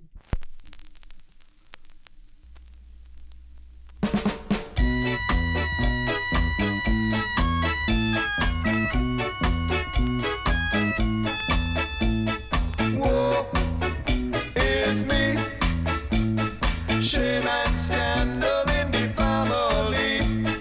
Woe is me. Shame and scandal in the family. In Trinidad there was a family with much confusion, as you will see. It was a mama and a papa and a boy who was grown, who wanted to marry and have wife of his own. He found the young girl who's suiting him nice. He went to his papa to ask his advice. The papa said, son, I have to say no. That girl is your sister, but your mama don't know. Woe is me. Shame and scandal in the family. Woe is me. Shame and scandal in the family. The week went by and the summer came down, and soon the best cook in the island he found. He went to his papa to name the day. The papa shook his head and to him he did say, you can't marry this girl, I have to say no. This girl is your sister, but your mama don't know. Whoa is me. Shame and scandal in the family. Woe is me. Shame and scandal in the family. He went to his mama and covered his head. He told his mama what his papa has said. His mama, she laughed, she said, go man, go. Your daddy ain't your daddy, but your daddy don't know. Woe is me. Shame and scandal in the family. Woe is me. Shame and scandal in the family. Woe is me. Shame and scandal in the family. Okay, there you go. Kind of a Jamaican sound there. That one there going out to a Kid Kilowatt, October 1964 release there. Sean Elliott's his name, Sean Elliott, on the Roulette record label. Shame and Scandal in the Family is the name of the tune. Well, that's not very good. Let me see something here. I have to check something on this record for a second. Because I have, hold on a second, Ed. See. Let me see here. Let me look.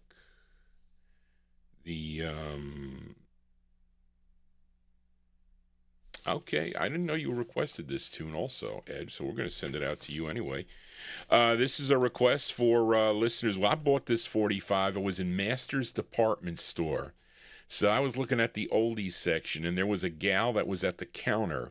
So she was looking at the bottom half of the charts at the time, and I never would think that Masters would have a record player there, but they did. So she wanted to hear the record. He was trying to make the sale. So they played this, and I said, well, I'm going to buy that record too. So after she left, I bought a couple. They had an oldies section there that I would go through, like, 4 for $1 or whatever. So I went there, and so I paid for those, and I said, well, I want to buy this record too. So I asked for it on the sheet, and I think I still have Masters Top 100 sales or whatever. But this is a request for John Nathan, and I didn't know, Ed Brown, if you also requested this one. I think I have one for you, but anyway, we'll send it out to you also. You know, this singer from Prattville, Alabama, began recording back in 1961. He was a member of the Falcons that recorded for the Lupine record label, but he would go solo in 1962 with releases on Correct Tone and Cub. Okay, and then he also recorded for Lloyd Price's Double L record label, but in 64 he would sign with Atlantic Records, had 32 releases on the label, and this is his 27th, okay, a tune written by Jerry Atkins, Kines, and Victor Drayton and Johnny Bellman and Reginald Turner. It's arranged by Lenny Palooka, and this was a hit. This was a number 17 record on the Billboard charts. It was number 2 on the R&B chart, and of course this was a number 1 record on WWRL here in New York City. From January 71, going out to John Nathan and also to Ed Brown in our YouTube chat room. Wilson Pickett, the wicked Wilson Pickett on Atlantic. It's called Don't Let the Green Grass Fool You. Here you go, John and Ed.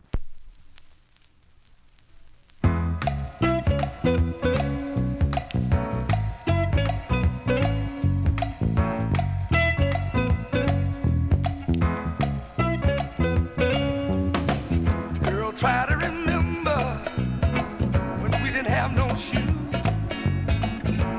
We stuck together, just me and you. Took a long time to get what we got today. Now you wanna give it all up for another guy. Baby, I'm telling you, don't let green grass fool ya. Don't let it change your mind. It's gonna be hard for me, baby, to feel my life all over. Baby, you got the love that I really need. Cause if you leave me this way, baby, you know what? I may not live to see a brand new day. Oh, baby, don't let green grass fool ya. Don't let it change your mind. You know why? It may be greener on the other side, baby, but right in my arms is where you belong.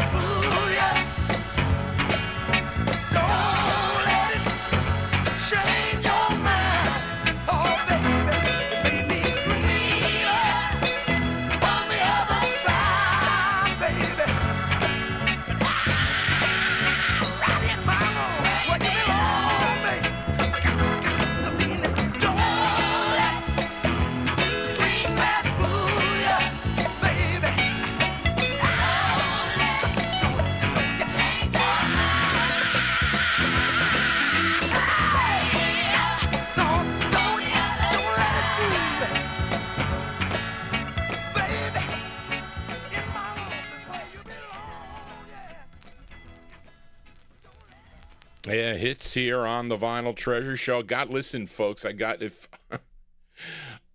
to stay away from the hits because they've been out now for two songs, so they're gonna shut me down, and then I'm gonna get further behind on the requests. So I'm gonna have to go and pick some obscure records here, and I do have a lot from the listeners, so I might have to skip around here. I got to stay away from the hits. So I got to read them here to make sure. So I have some temptations and things. I can't play those because I think I'm going to get into it. I'm going to get into an issue. They're going to shut me down, and I'm not going to come back. But anyway, there you go. It's a great record, though. January 1971, Touch of the 70's here on the Vinyl Treasure Show. That the great Wilson Pickett on Atlantic Records. Don't Let the Green Grass Fool You is the name of that tune. That's for John Nathan and also for Ed Brown in our YouTube chat room. Now, let us continue here. I should be okay on this record. They're not going to know what it is because, and it's a request for, actually, I was deciding which one to play, but we'll play this one. I need like maybe a little bit more up-tempo here. We'll go for a new listener, David Milford. Thank you, David, for your correspondence on my YouTube wall. And I do have some rare records in my collection, I was going to play the other one, which I paid a lot of money for, from Greg Zurich, but let's play this one. It's a great tune. This group out of Houston, Texas. Okay, this was the group's debut single, first issued on the Copa label, which I don't have. I don't know, Reed, do you know that one on the Copa label? This came out on Copa. It would get picked up by Soundstage 7, was this like a subsidiary of Monument Records. And this is the A-side. Okay, it features Jethro Caldwell on lead from September of 1965. This is going out to David Milford. Here are the Fantastics. The Fantastics on Soundstage 7, and the song is called High Note. Here you go, David, for you, the Fantastics.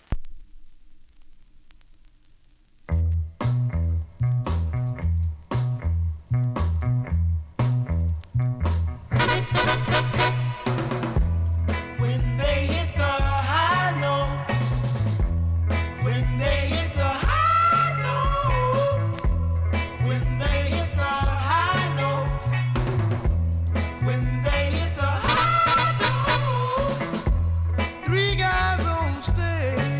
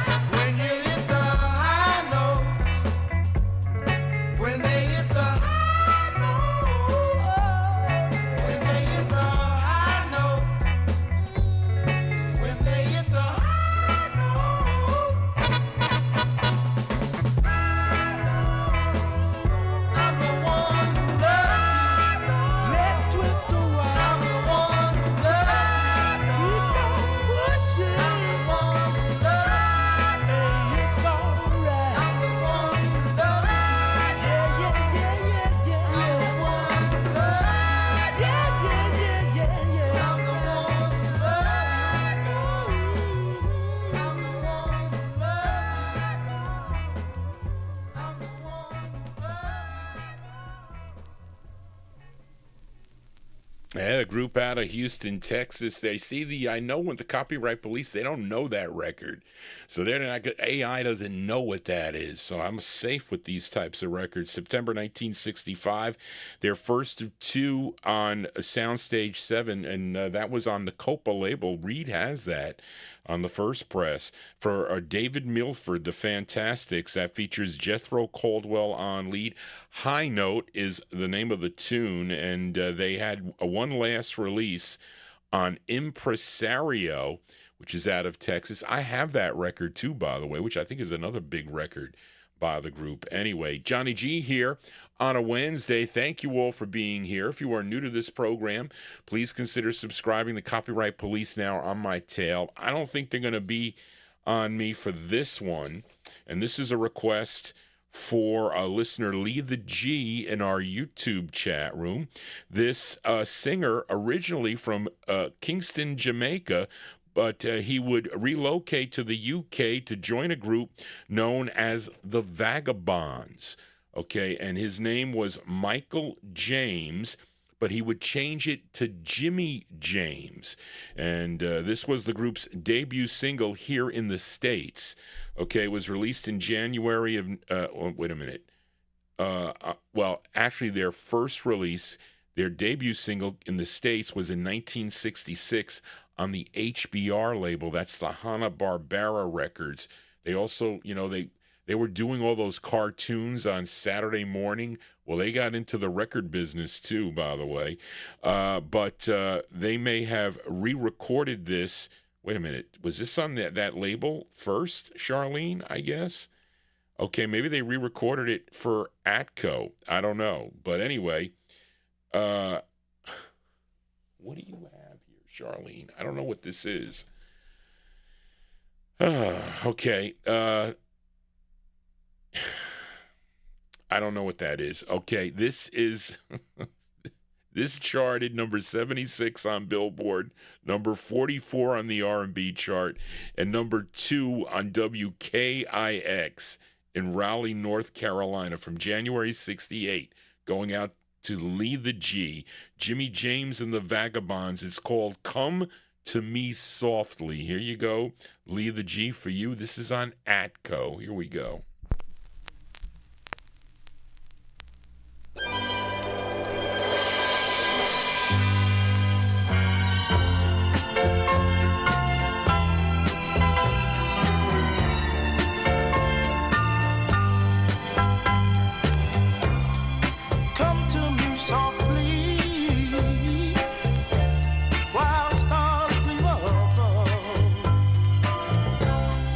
Walk with me quietly.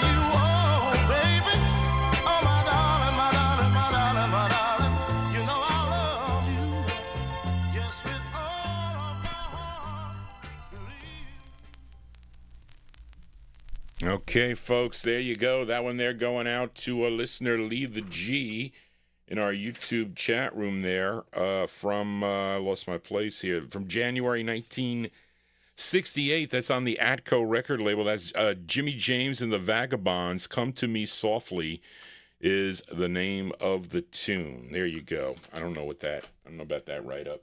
Let us continue here. Fill a request for Amy King in our YouTube chat room. She is Johnny G's chat moderator.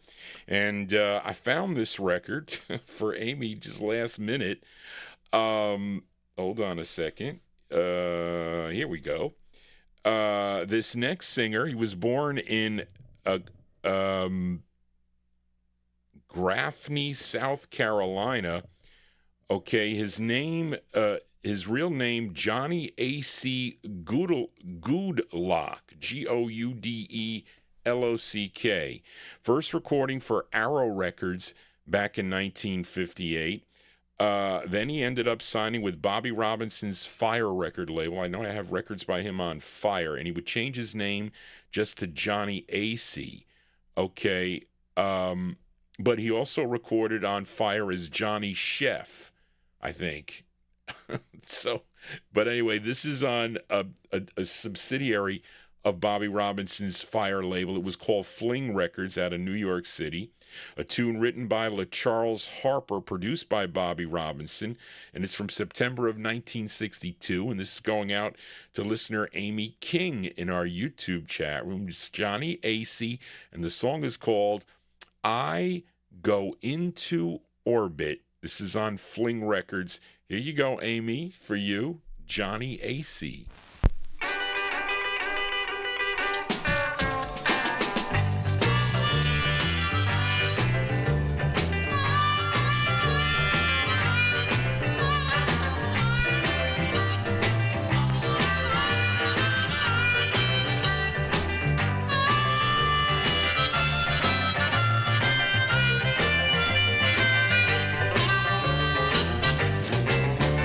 I'll be in heaven, Lord, in an hour's time. Oh, I'll be in heaven, Lord, in an hour's time. 'Cause when I'm with my baby, you know I feel so fine. I'll go into orbit every time she holds my hand. Lord, I'll go into orbit every time she holds my hand. She's my outer space lover. You know I'm a little pilot man. Oh, you know she's a looker. She can spin my gold. Oh, you know she's a looker. My girl can spin my gold. 'Cause she's not just a cookie. My girl is a jelly roll. Ah, yeah.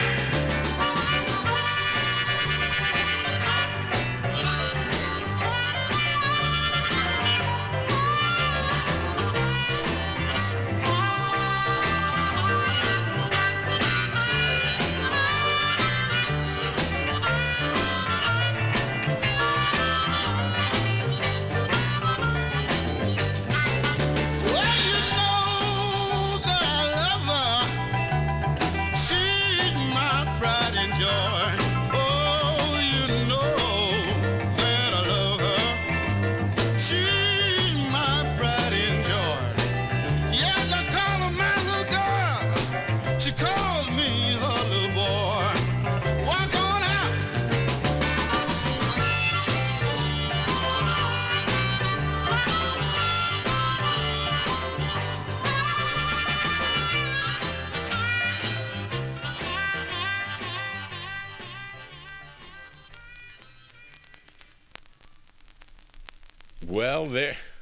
Well, they're liking that one there. in the YouTube chat room there, Mr. Johnny AC. Johnny AC, September 1962 release. That's on Fling Records. You know, I collect that label, Fling Records. I got a bunch of things on there. Mary B, whole bunch of, there's a Delphonics record on there. Not the group you think of, but there's other things on that Fling label. That's Johnny AC there. Song entitled I Go Into Orbit. Of course, he has later releases on Stang and Falu and a DJL and a Turbo and well, there you go. I got that in there twice there. But anyway, so I got to stay away from the hits, folks, because they're going to shut me down. We had too many hits I played earlier in the program here. So let me see if I can find some in here. I do have some. We are. So let's fill a request now for listener Adrian Viterbo. I think I should be okay on this record, too. I'll probably play the flip of this because this is a great two-sided 45. This is going out to Adrian Viterbo in our YouTube chat room. This group hails from Miami, Florida. Now, the group included Robert Thomas, Woodrow Tucker, Morris Clemens, and Jimmy Hartfield. Okay, and one more, and Morris Hill. Collectively, they were known as the Movers, Moovers, the Movers. And this record would get picked up by Bob Shad's Brent label. I showed you the Brent copy, but I'm featuring it on the original release. It's Deep City Records, some cool records. Helene Smith, I think, is on this Deep City label, too. This is the group's second release for Deep City from July of 1966, going out to Adrian. Here are the Movers. The Movers with their tune called I Love You, Baby. Here you go, Adrian, for you, the Movers.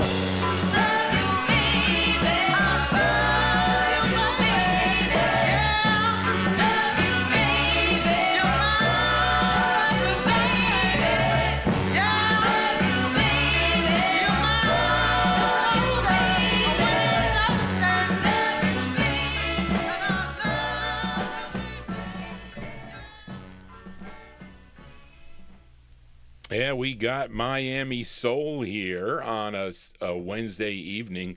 That one there going out to a listener, Adrian Viterbo, in our YouTube chat room. Those are the Movers.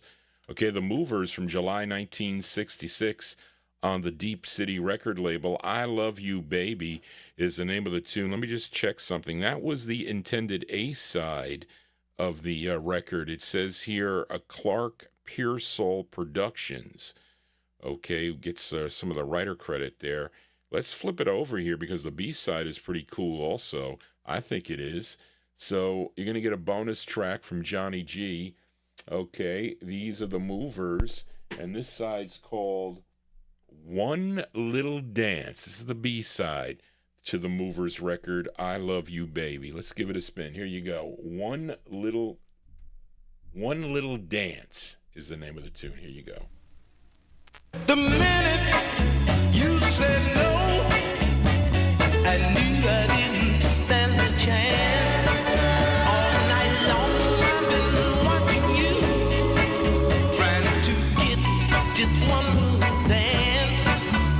But you broke me so when you said no, when all I asked for was one little dance.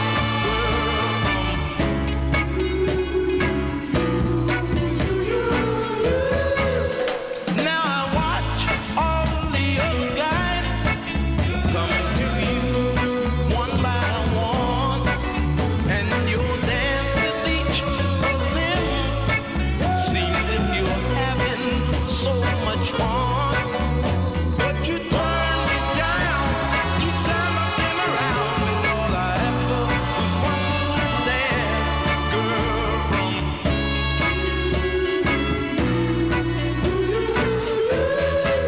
then I would feel so very fine, and you would always be on my mind. If only I could be close to you. Yeah, there's nothing I won't do for you.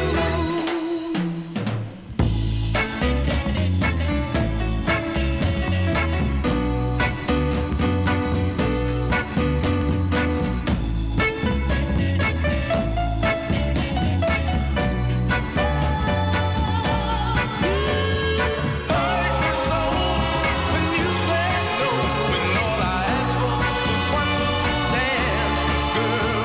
You turned me down each time I came around, and all I asked for was one little dance, girl. One little dance, baby. That's all I wanted from you, darling. One little dance, my little baby. That's all I wanted.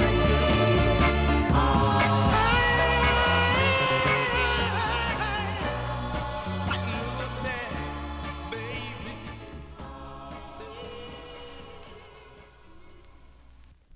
So there you go. B-sides here on the Vinyl Treasure Show. I bought that from Barry Solt. Sold me that 45. So there you go. Great two-sided record there.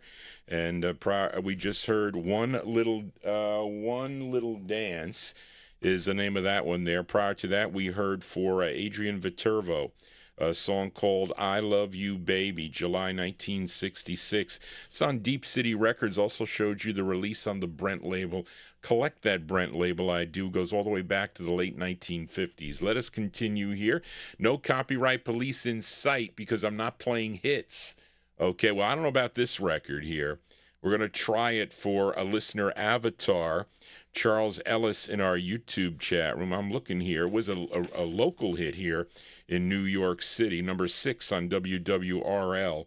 But this next artist hails from Harlem, New York, and his name, Batan Nataliano. No, did I say that right? Nitallano.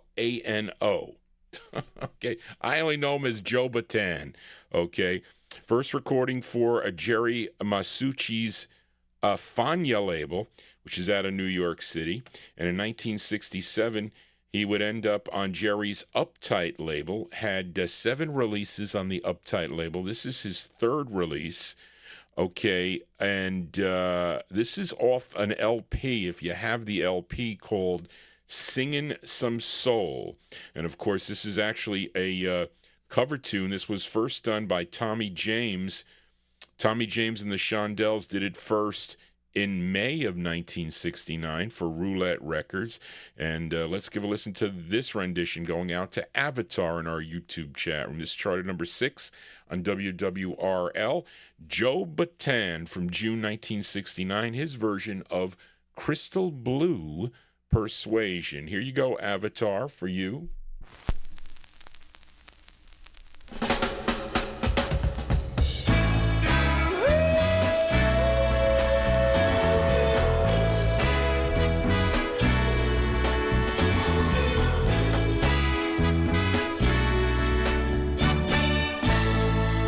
Look over yonder. Oh, what do you see? The sun is rising. Most definitely.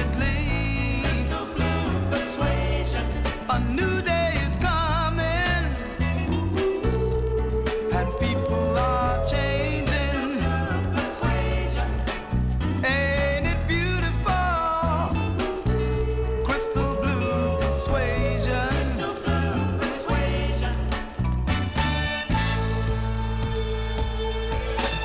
You better get ready. We're gonna see the light. Love is the answer. And that's alright. So don't you give up now. So easy to find. Just look to your soul and open your mind. Yeah. You better get ready now. You better get ready now. Better get ready now. Better get ready now. You better get ready now. You better get ready now. You better get ready now. You better get ready now.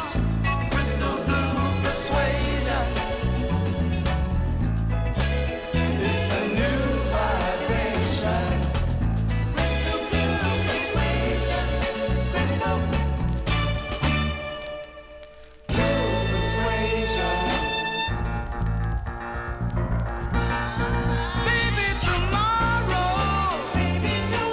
Yeah, when he looks down. Oh yeah. On every green field. And every town. All of his children. Of every nation.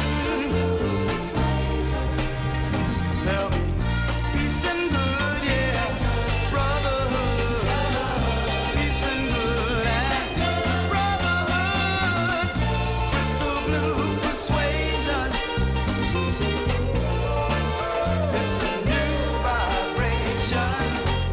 Crystal blue persuasion.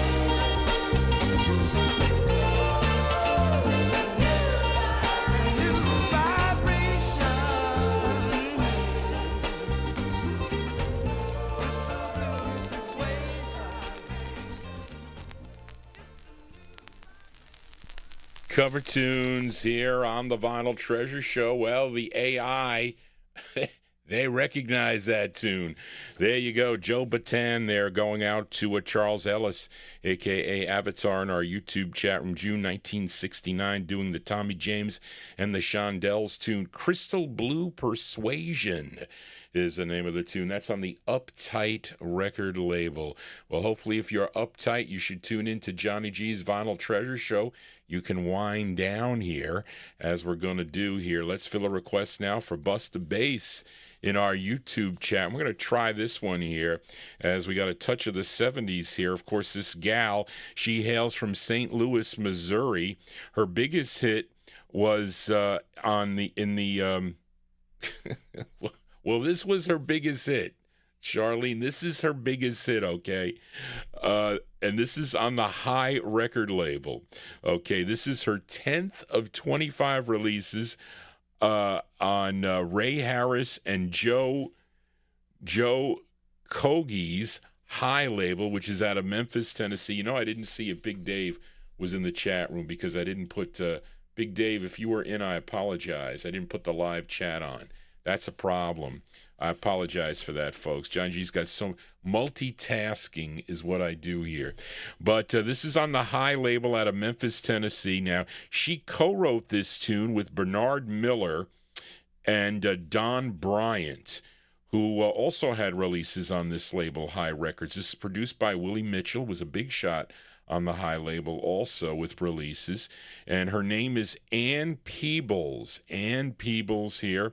This charted number 38 on the Billboard chart. Oh, well, listen, that's top 40.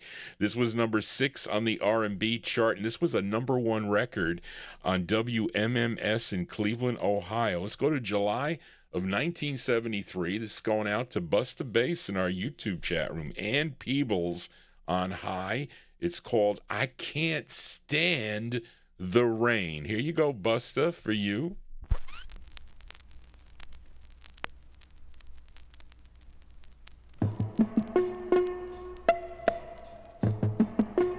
I can't stand the rain against my window,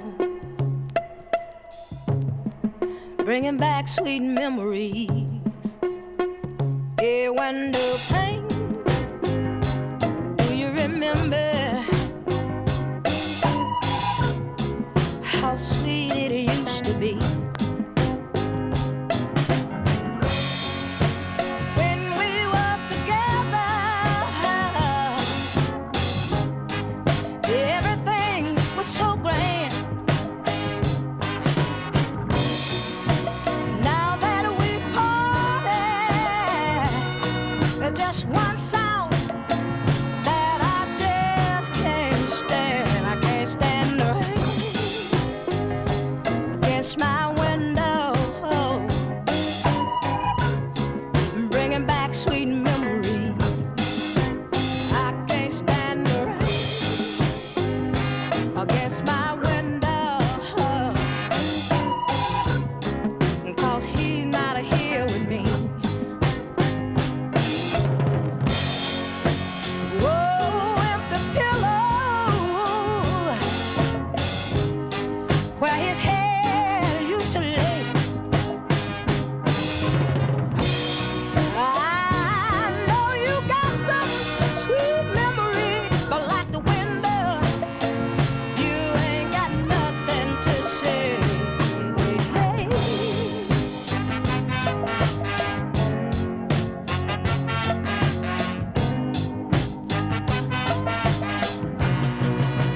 I can't stand the rain against my window, bringing back sweet memories. I can't stand the rain against my window, just keeps on haunting me. Yeah, rain, get off my window, 'cause he's not here with me. Yeah, there you go. That one there going out to Busta Bass in our YouTube chat room. They identified that record is what they did. That one from July 1973. And that's Ann Peebles. Ann Peebles on the High record label. I Can't Stand the Rain. Well, listen, I'll take rain better than snow, although it's kind of although it's cold. It's 30 degrees, so if it rains, it's going to snow. And there you go. That one there for Busta Bass. I Can't Stand the Rain. What did I say that was? Her 10th of 25 and her biggest hit, Ann Peebles. And they discovered that. But maybe they're not going to know this one as we fill a request now for Frank and Jerry Gingaro. They're going to hear this on the archive. This a singer based out of New York City. His name, Charles Hodges. Okay, first recording for Thomas Robinson's Alto label, which was out of New York City. That was 1964. And this song, Charlene says, was on the Unity label also. Really? I don't know what the Unity label. Okay, with the same number. So I don't know what that is. The tune written and produced by the singer. His name is Charles Hodges. Okay, this came out in June of 1967. So I don't know. I thought this was earlier than that. But anyway, let's give it a spin here. For Frank and Jerry Gingaro, Charles Hodges from June 67. It's called Charles's Shing-a-Ling. This is on Alto Records. Here you go, Frank and Jerry, for you. Come on, everybody. Let's sing a link.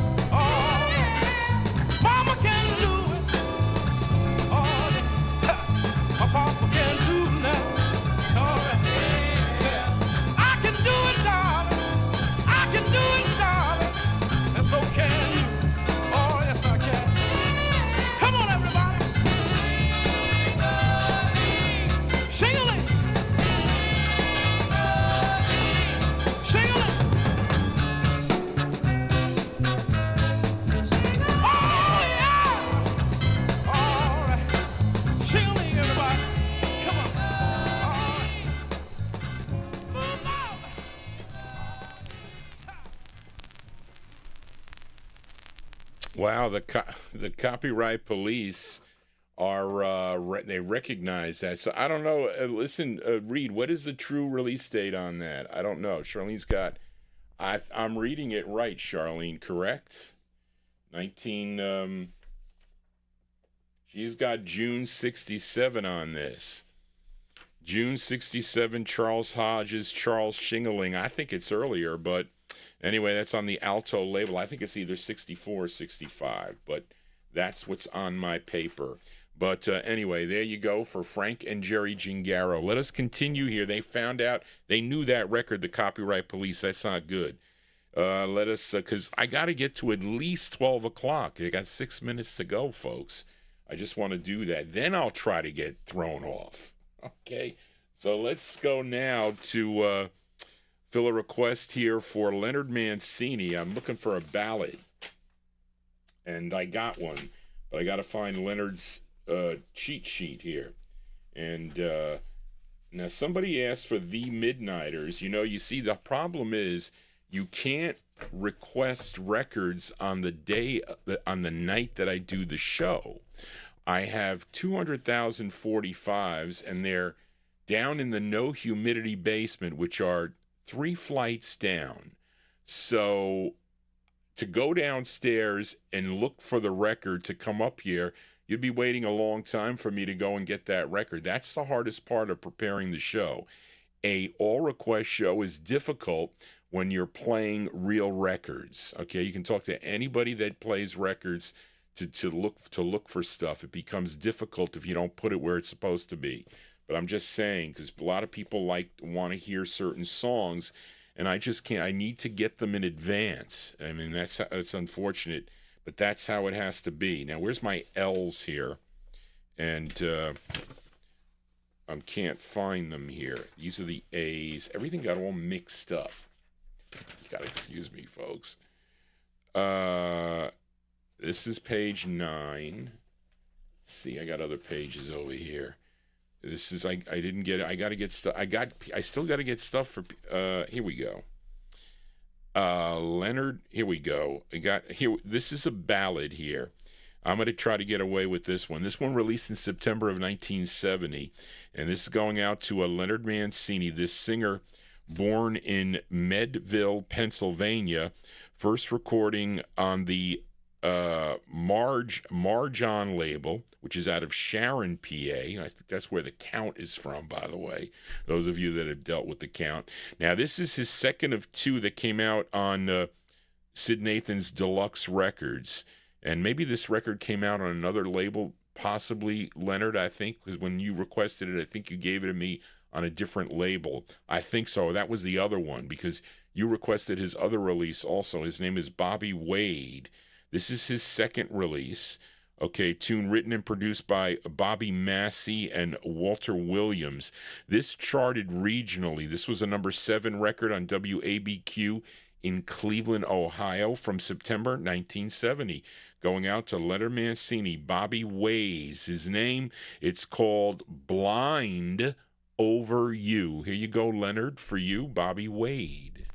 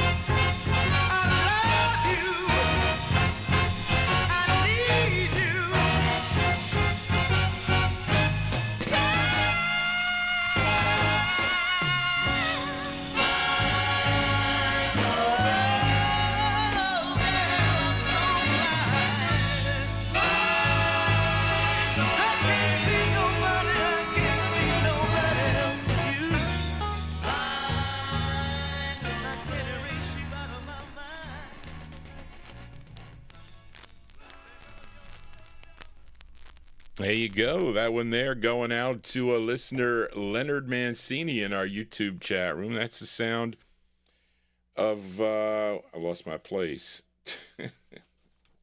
because I was looking for Tom Maver's request here, which I got. Here we go. For Leonard Mancini. That's a great tune there. Bobby Wade. It only comes out on deluxe. Thank you, Reed, for that. The September 1970, Touch of the 70's here on the All 60's edition.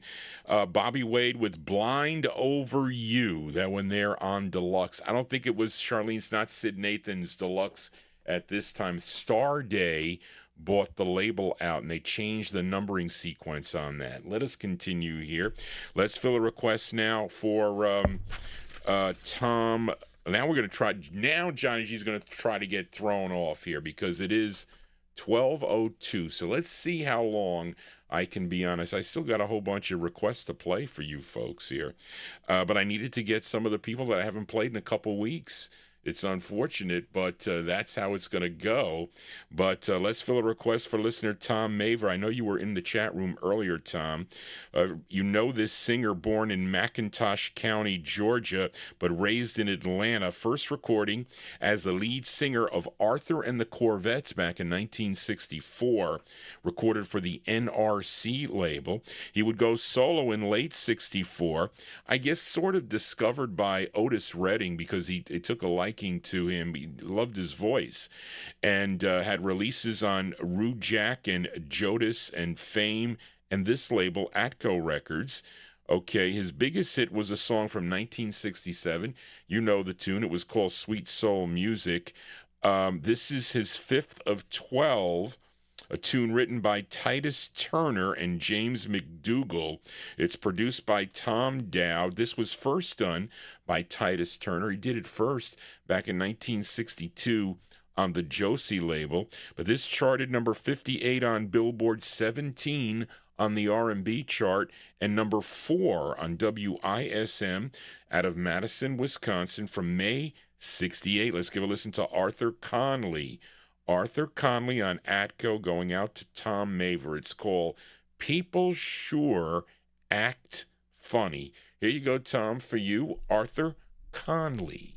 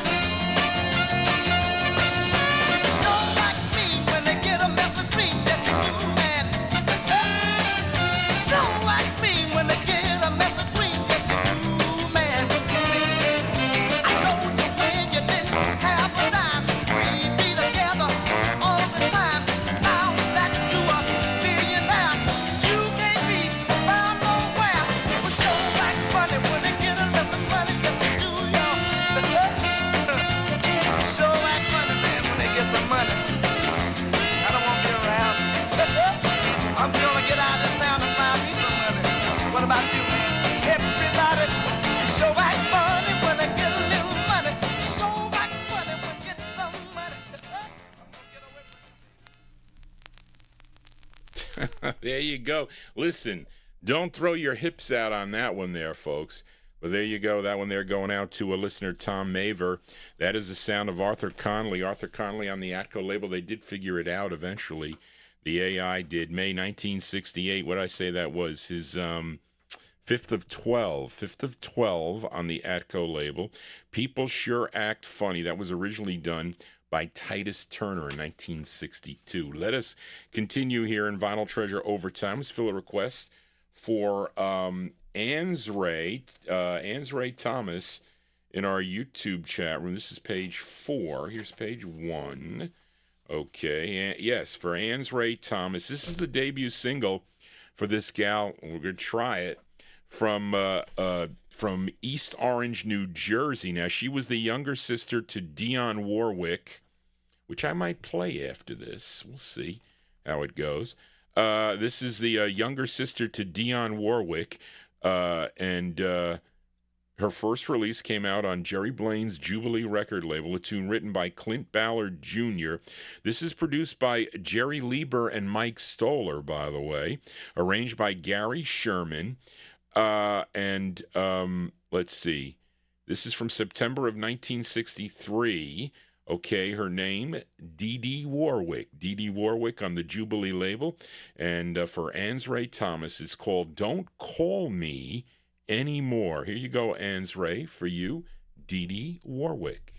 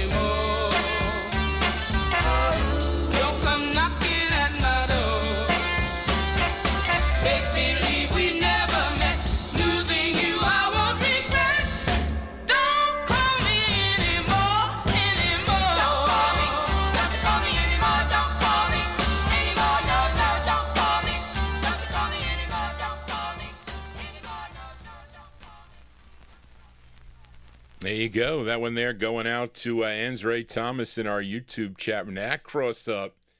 These are the kind of requests that I like. It crosses up the AI Police. They don't know anything about that record. And that's a cool tune, by the way.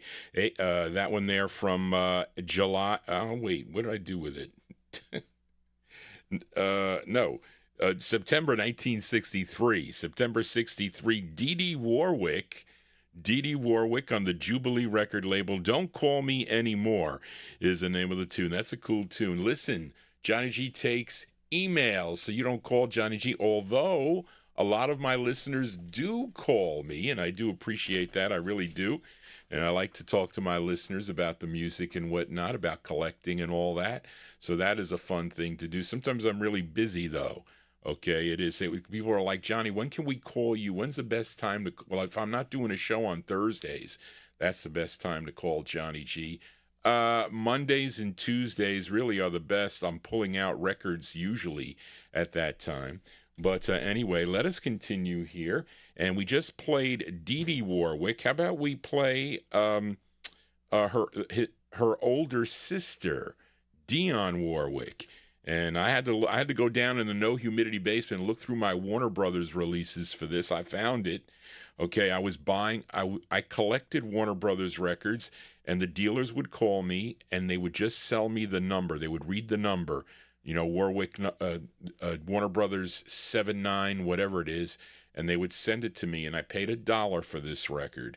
Okay, and this is a request for Akubia Fayeep. Thank you for your email. And because Kubia asked me for some Jamaican sounds, which I did not have. I only have a few Jamaican records in the collection, but if you're gonna, but these type of records I do have. So anyway, that's how we'll put it. So let's go to the 70s here. We ventured into the 70s. Listen, I want to just play maybe one or two records an hour in the 1970s. That's how I want to do it. But anyway, this gal from she was also from East. Hold on, that's the wrong one. Hold on. Up above. No, I guess that is correct. I am. She was also, well, listen, she was the sister. She was also from East Orange, New Jersey. Now, she was discovered by Burt Bacharach and Hal David, okay, and they penned a slew of hits for her that came out on Florence Greenberg's Scepter Records starting in late 1962. I think I have one for Malcolm. I still have it here in the box. I haven't played. I got a bunch of. Let's go to Malcolm next after this. But she did 3 for Warner Brothers Records. Okay, and this is her third. Now it says this tune. So here, so Charlene has here. This is Holland Dozier Holland and Richard Popcorn Wiley pen tune. So who did this? That means this was done on the Motown label, right? So somebody's got to tell me. Charlene didn't know. Okay, produced by, well, I don't know, maybe not. Brian Holland and Lamont Dozier produced this. Okay, it charted number 26 on Billboard, number 20 on the R&B chart, and was number 24 on KIRL in St. Charles, Missouri. From April 73, Touch of the 70s, Dionne Warwick, and she spelled it differently on this, Warwicke on this release on Warner Brothers Records, and in parentheses, it's I'm Just Being Myself. Here you go, Akubia, for you, Dionne Warwick. Here we go.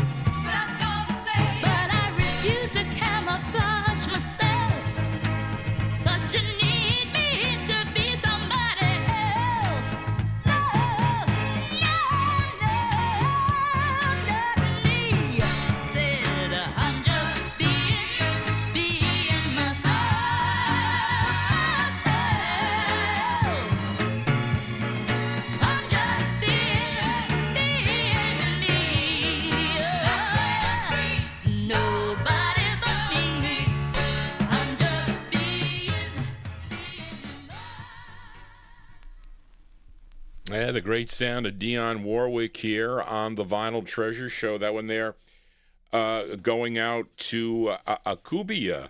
And thank you for your email, Akubia. And that's from April 1973. That's on the Warner Brothers record label. That's her third release. She had 3 releases on Warner Brothers. That's her third. I'm is in parentheses. Just Being Myself is the name of the tune. And that's what Johnny G is. This is myself. This is me that you get.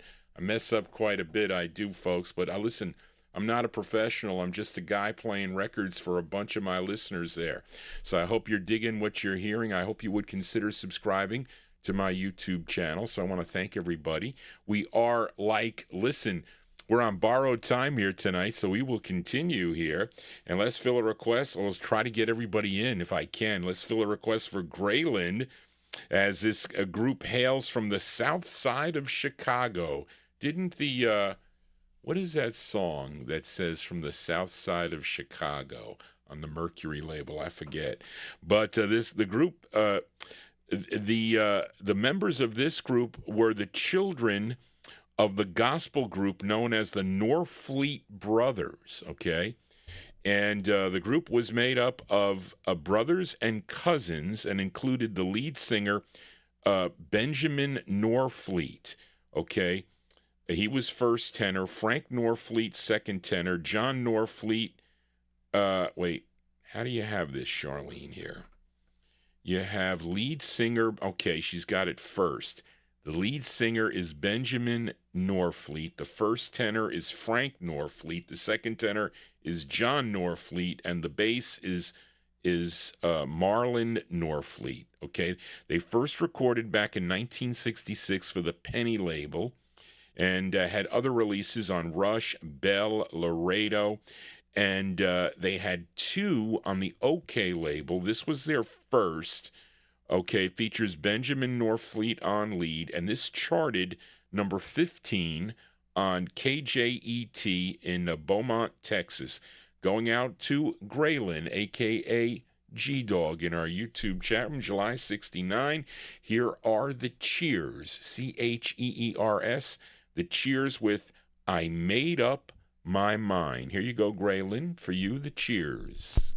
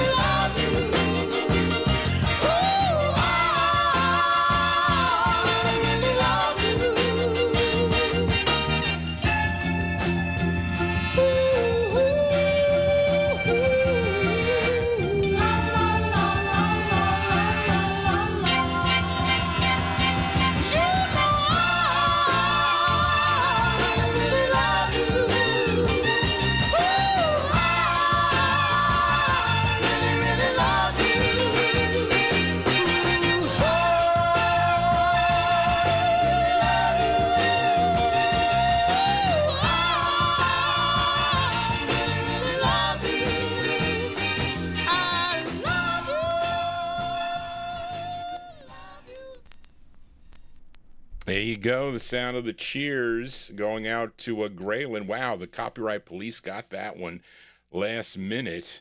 Hold on a second, folks. I was looking for, where is this? Page 11 here. I'm missing a page, Johnny. What's going on here? Edmund. It's got to be here. The problem is I'm trying to save, hold on a second. This is Evie Sands. Where's page 13? I don't want to play Evie Sands. I want to play the male group. Avatar, Chris. This is page 14. So this is Tom's. These are the B's. 9. Page 1. You see, what I did is I print so many pieces of papers, I recycle them on the flip side because I print out 15 pages of requests. Okay, so what am I looking for? I'm looking for Grayland here. I gotta play stuff for Dave. I played Leonard. Okay, I'm afraid to play. I got requests for James Brown, but they're hits. So they're not gonna go. Okay, we'll try that one for Wayne. I'm just looking to see what I potentially could play. Let me see. What else could I play? We did one. I'm afraid to play L.A. Arch because Billy Stewart's gonna get me. It's gonna get me shut down. Let me see. Hold on a second, folks. We got. I guess I'll go with the Evie Sands record. I was looking for, here we go, for Grayland. We just heard the Cheers, okay? The Cheers from July 69. I Made Up My Mind is the name of that one on OK Records for Grayland. So now I want to play it for the two guys in the UK. Maybe they're up now watching the show live. It's early morning there. This is 14. Where is 13? Damn. Where is page?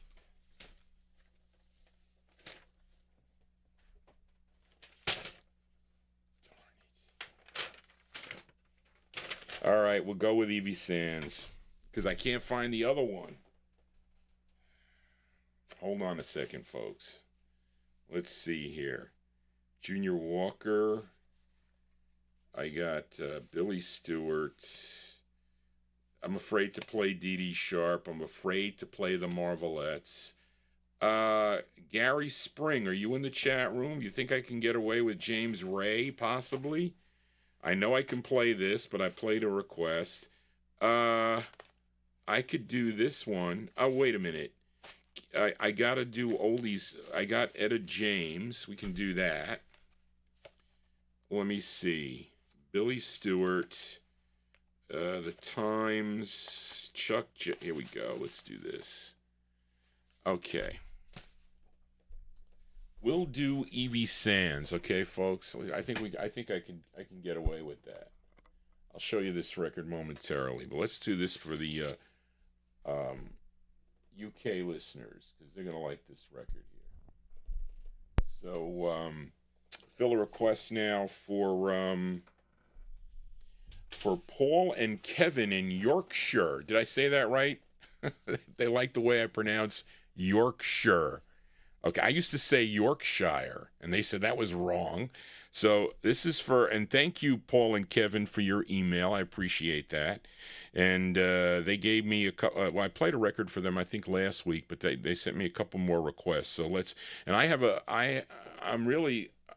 to thank a lot of the UK listeners for promoting the show.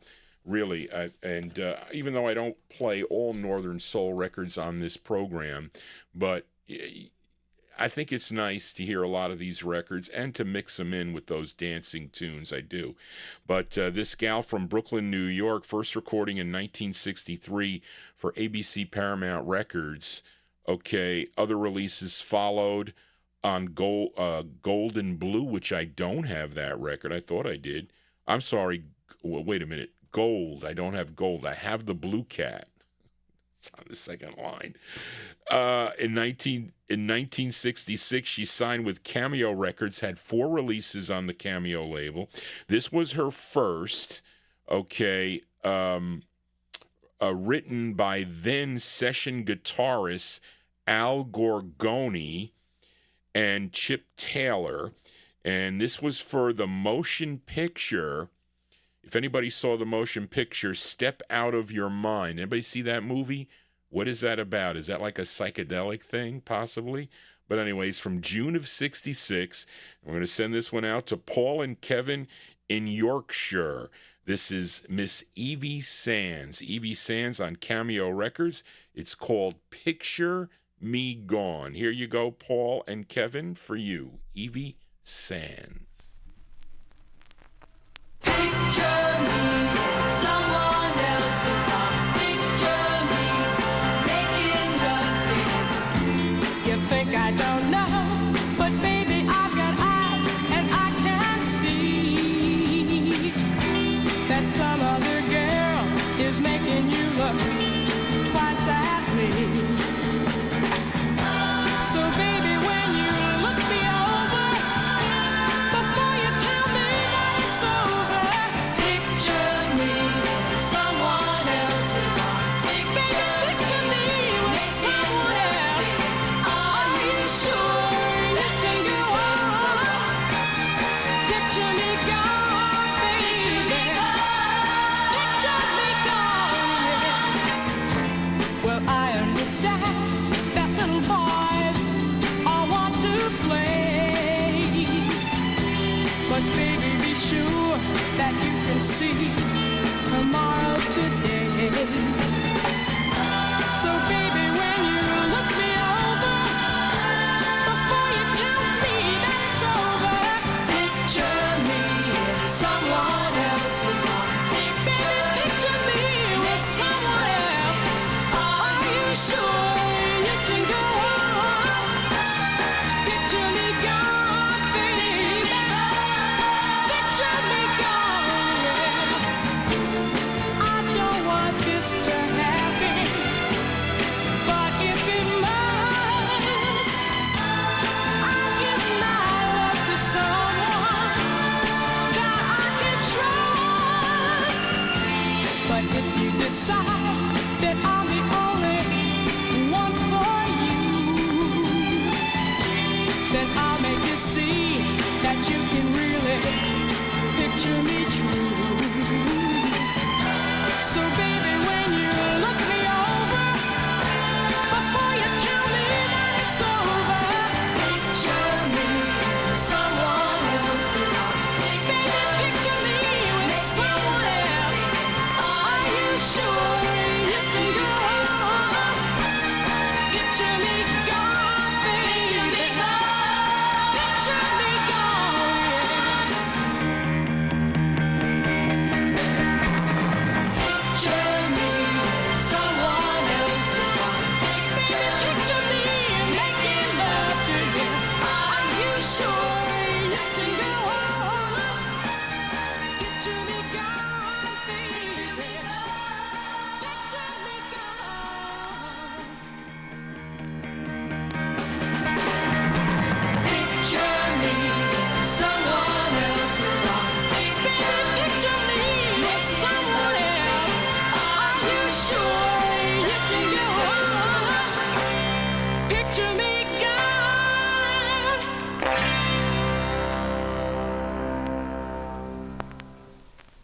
There you go. June 1966 release there for Miss Evie Sands. Evie Sands on the Cameo record label. Her, what did I say? That was her first of 4.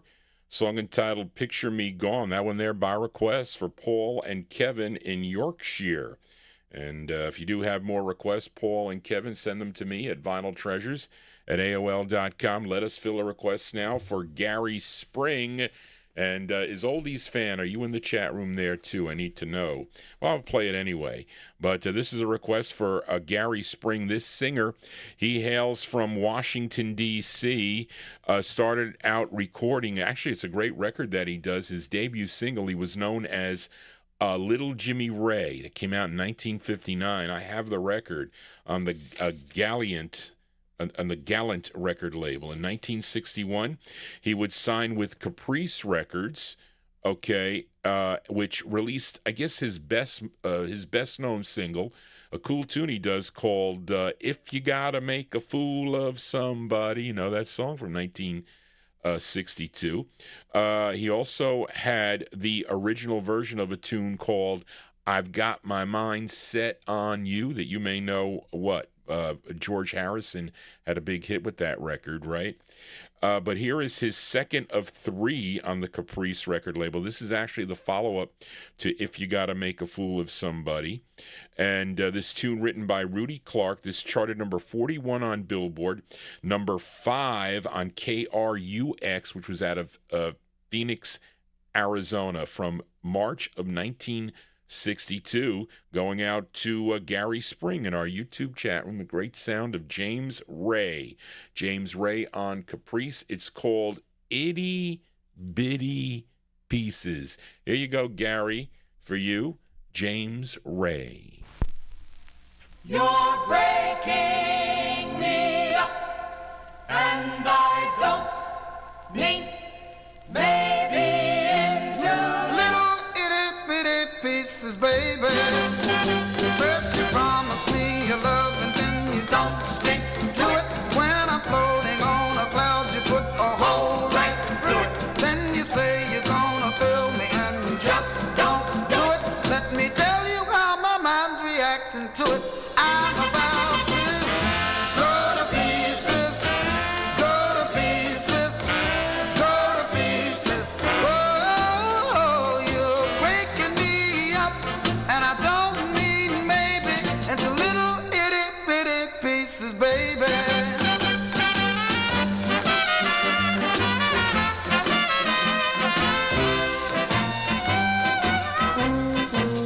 When your kisses start to getting good, that's when you end it. When you know how much on you, my dear, my love depended. Now I've got to take some pills with tranquilizers in it. That is what my family doctor recommended. I'm about to go to pieces, go to pieces, go to pieces. Oh, you're breaking me up, and I don't mean maybe into little itty bitty pieces, baby.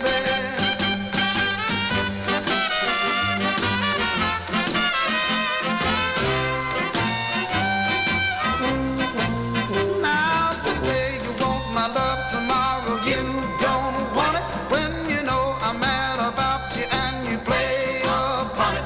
It's been a long, long time since I have waited on it. Don't you know how much I need you, doggone it?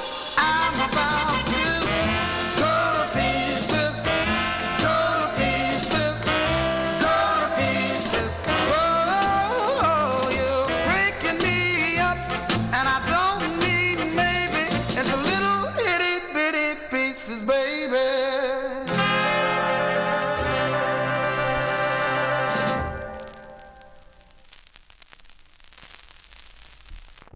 There you go. That one there going out to Gary Spring in our YouTube chat room. The sound of James Ray.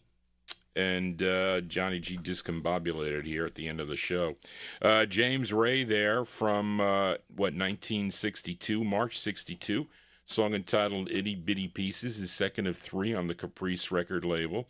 The unfortunate thing is that he died in 1963. He was addicted to drugs. I forget which one it was, but he was only 22 years old. He OD'd and he died. It's a very sad ending to a great singer there. He would have another release on the Congress label. I saw it in the box.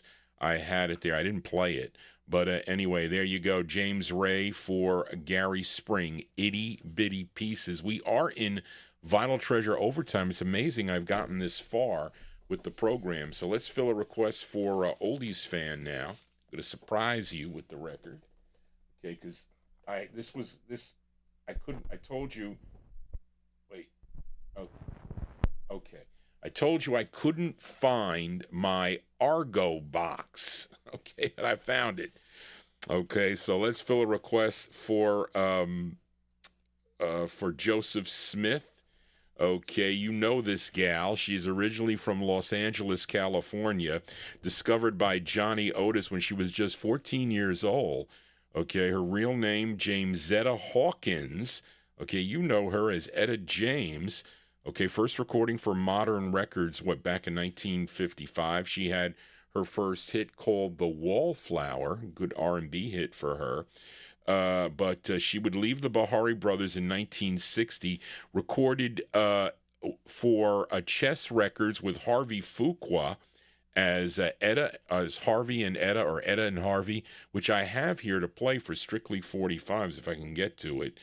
But she would sign, she would end up on the subsidiary label Argo Records for 19 releases through 1965. This is her 8th release, a tune written by Leroy Kirkland, Pearl Woods, and Etta James.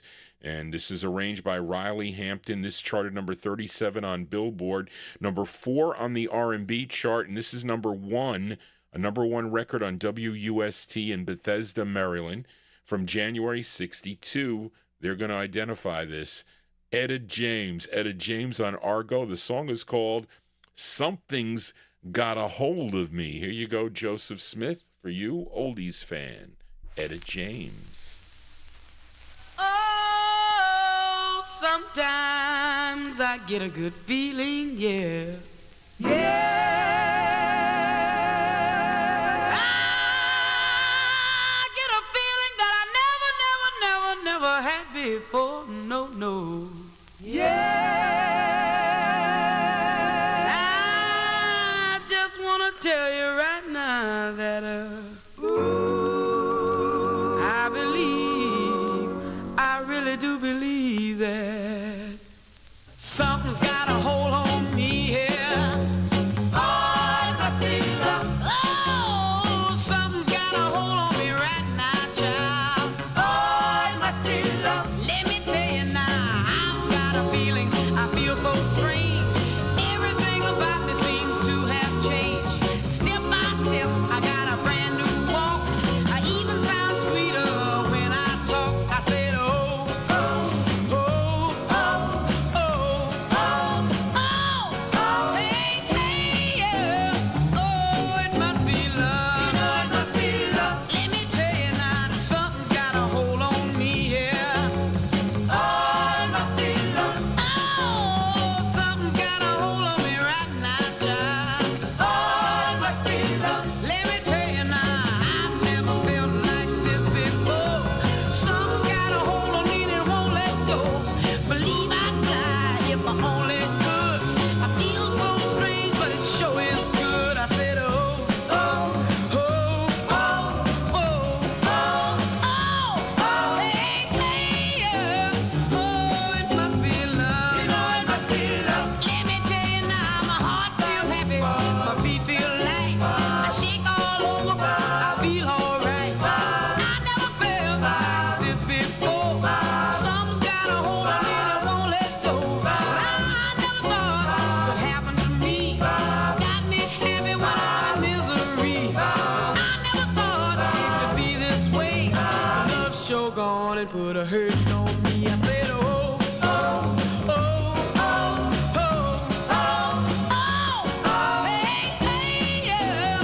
Oh, it must be love. You know it must be love. You know it walks like love. You know it walks like love. It talks like love. You know it talks like love. Make me feel alright. Make me feel alright. In the middle of the night. In the middle of the night. La la la la. La la la la. La la la la. La la la la.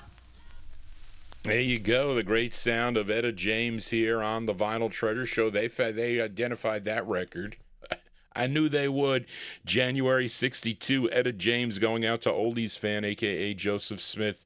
Something's Got a Hold on Me is the name of the tune. That's on the Argo record label. Record collecting has a hold on Johnny G. It always has been. I've always been passionate about the music and the collecting from a young age. I guess, my aunt had a lot to do with all of that.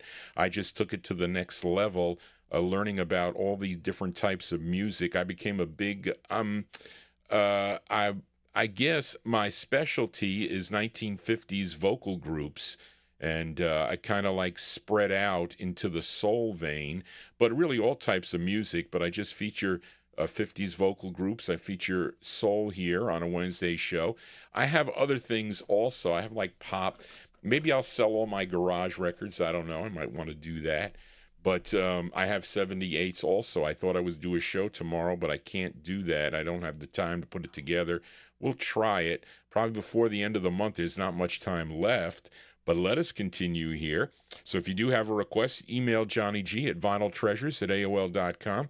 And this is an old request that I've had sitting in the box for Malcolm Baumgart, and one of the UK listeners that stays up to watch the show live. And I do have some of you that do that, so I have to thank Malcolm for doing that.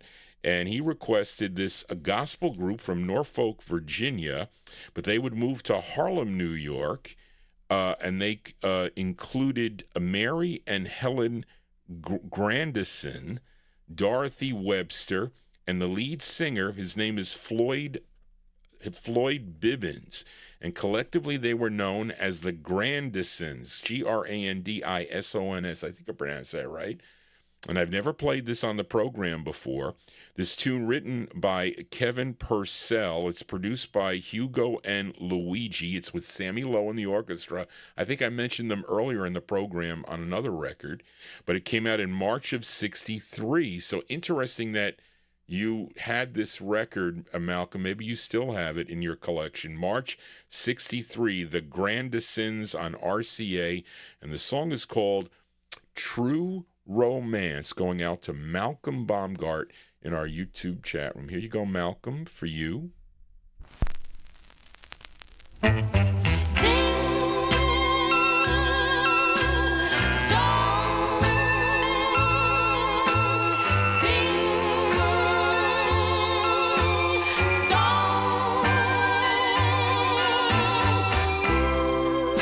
Listen, my friend, listen well.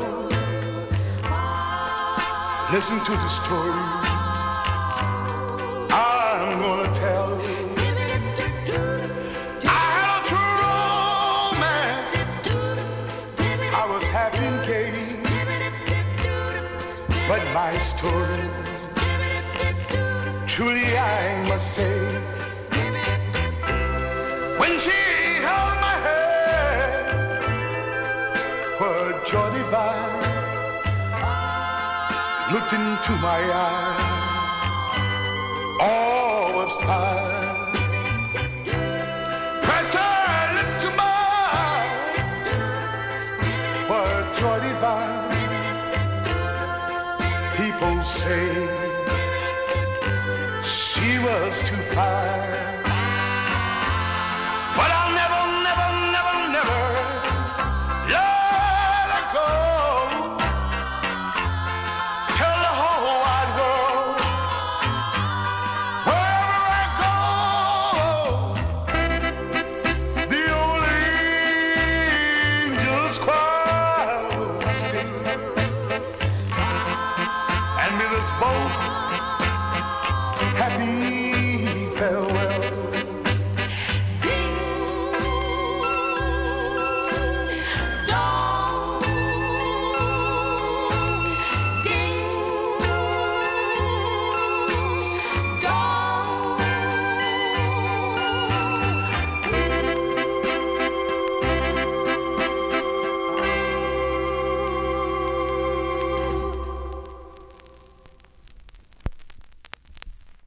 Yeah, Johnny G getting caught there. There you go. That one there going out to Malcolm Baumgart, UK listener Malcolm Baumgart in our YouTube chat room. That is the sound of the Grandisons. I think I said that right. And what happened to your what happened to your page? I don't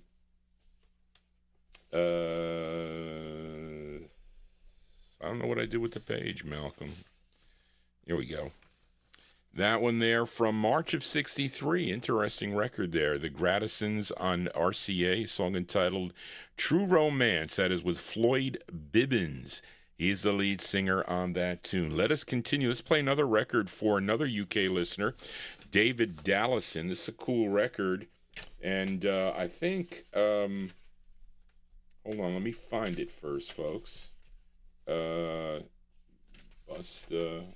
Ed. I had some of these. Here we go. And this Jackie. Here we go. Actually, I think also because well, this is a request for UK listener David Dallison, and also Paul and Kevin. They're fans of this singer.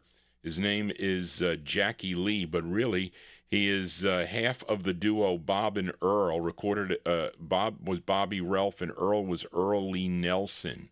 Okay, and Earl changed his name to Jackie Lee. And I think I played them last week.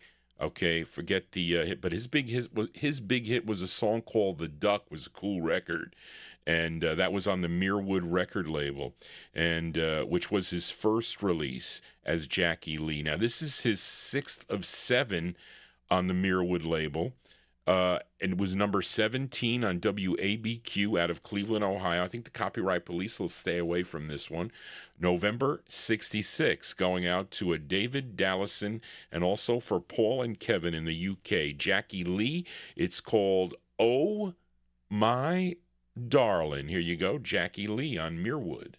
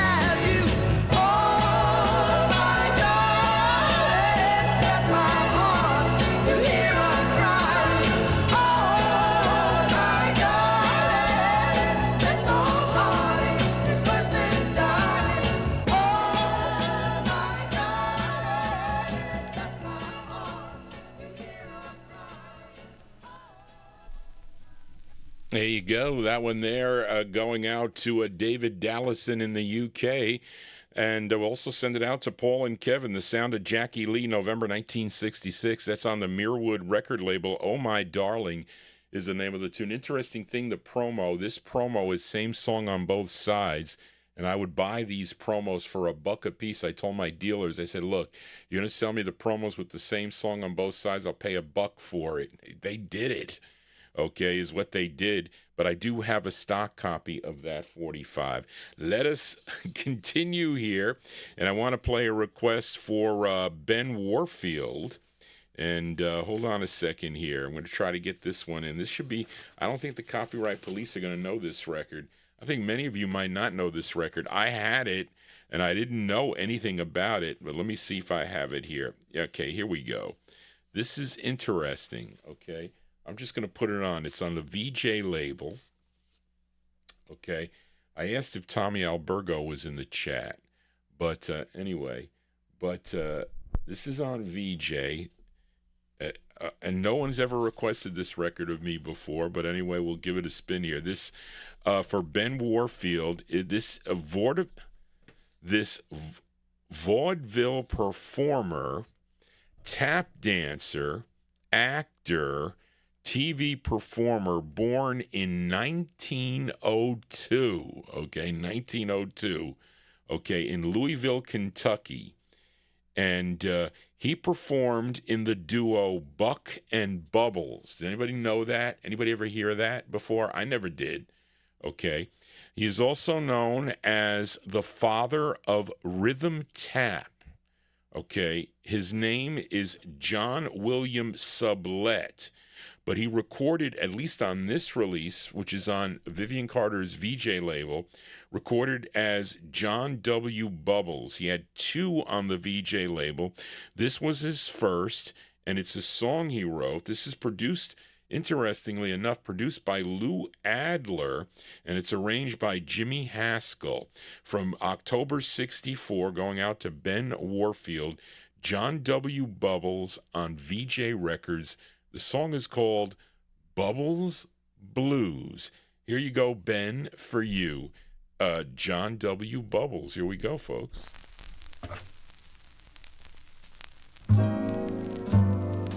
Did you ever wake up with the blues all around your head?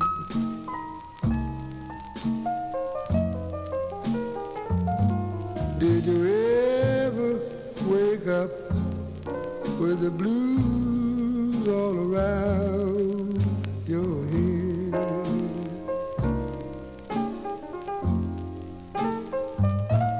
You are feeling so bad, you wish that you were dead.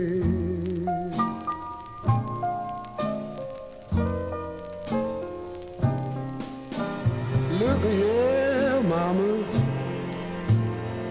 you know you're doing me wrong.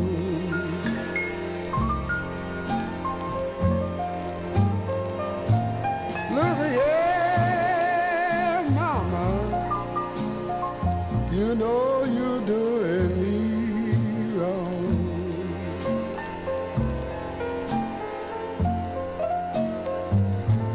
My trunk's in storage,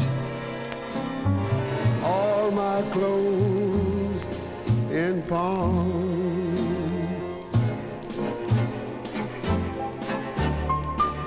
I'm gonna buy me a bulldog to watch you while you sleep. Yes, I'm gonna buy me a bulldog to watch you while you sleep.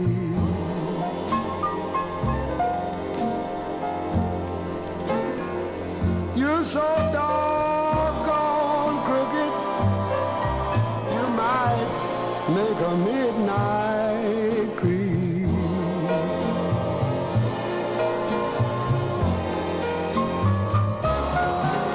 If anybody asks you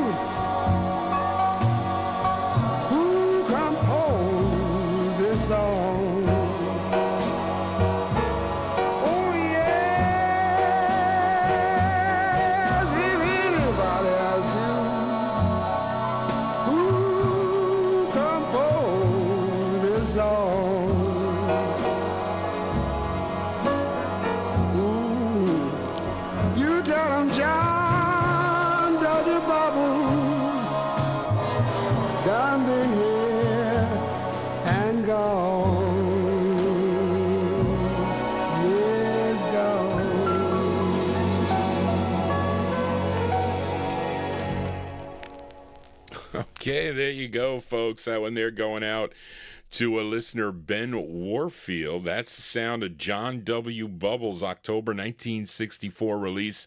That's on Vivian Carter's VJ record label. That's his first of two on VJ Records. Bubbles Blues is the name of the tune. And believe it or not, that Ben also requested the flip side. Now, this, interesting enough, the flip side was done first by Gertrude Lawrence on the Victor label back in 1927. Okay, this tune written by, let's see what happens with the copyright police here. George and Ira Gershwin. It's produced by Lou Adler. It's arranged by Jimmy Haskell. Now, this charted number 41 on WILS in Lansing, Michigan. So this is the flip side that Ben requested. October 64, John W. Bubbles. It's called, we know this song. It's called Someone to Watch Over Me. It's done by many people, it is. But this is by John W. Bubbles. Here you go. Check it out for Ben.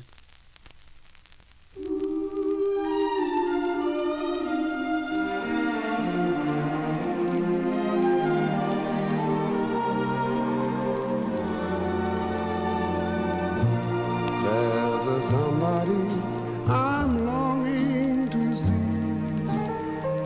I hope that she turns out to be someone who watch over me.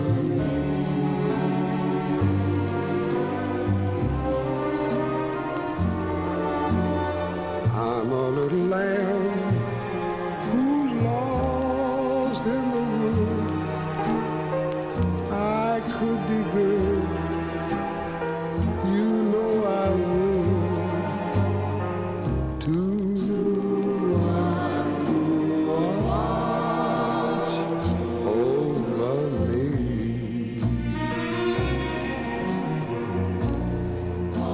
Although he may not be the some girls think of as handsome. To my heart she carries the key. Oh, gee, won't you tell her to put on some speed, follow my lead, and oh, how I need someone.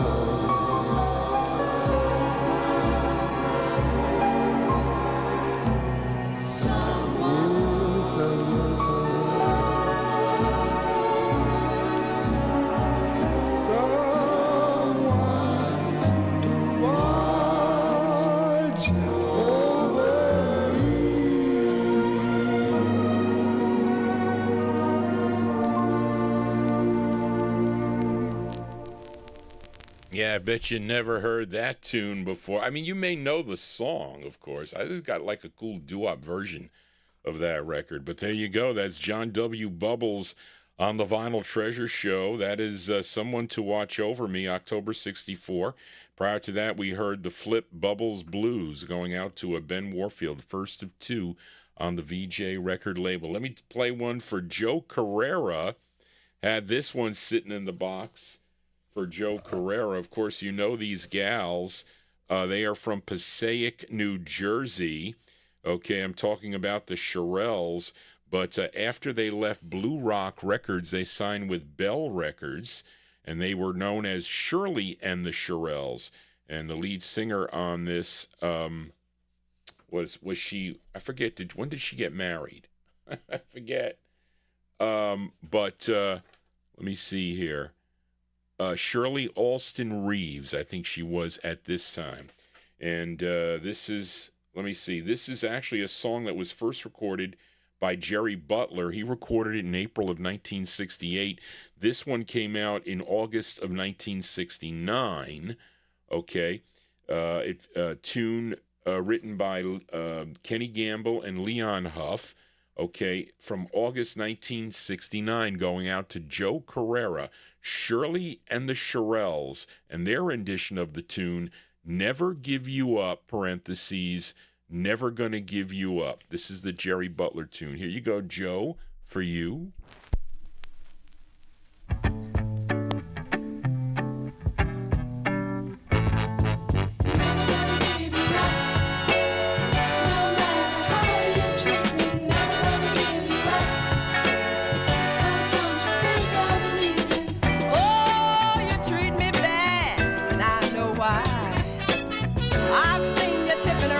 Another girl by your side, and you think if you hurt me that I'll go away.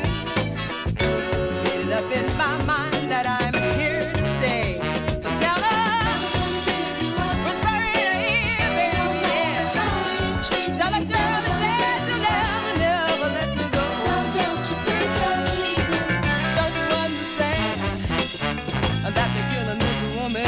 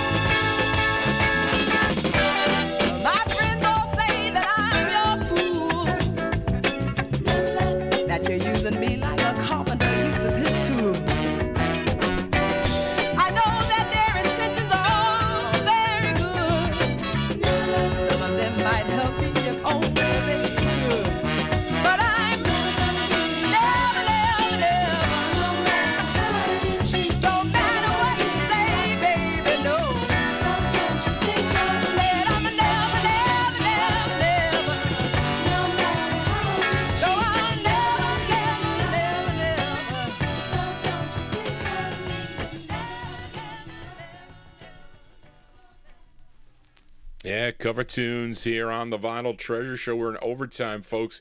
John G's got to get out of here. My mother's going to yell at my mother's going to yell at me.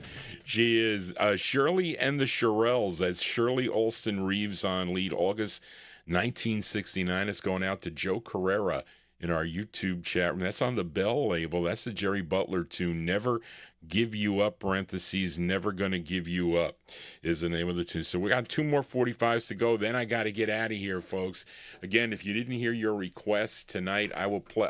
Charlene will give me the list on who I missed, and you'll have those will be the first ones you'll hear after my additions in the beginning, and then that'll be next Wednesday. But again, email JohnnyG at vinyltreasures@aol.com if you have a request for this program. The archive, the archive should be up momentarily. So as I shut down, but I gotta get out of here. 2 more records to go. Then we're cutting off here. I want to get one in for L.A. Arch. We'll play the Flip Arch for next week's show. But you all know this singer from Washington D.C. Arch has been requesting all his tunes here on the Vinyl Treasure Show. He had 19 releases for Leonard Chess's Chess record label, and this is actually the B-side to his 16th release. This tune produced by Billy Davis from August 67. Here is Billy Stewart. Billy Stewart on Chess, going out to L.A. Arch in our YouTube chat. It's called Cross My Heart. Here you go, Arch, for you. Billy Stewart. Cross my heart that I love her. There's no one up above her.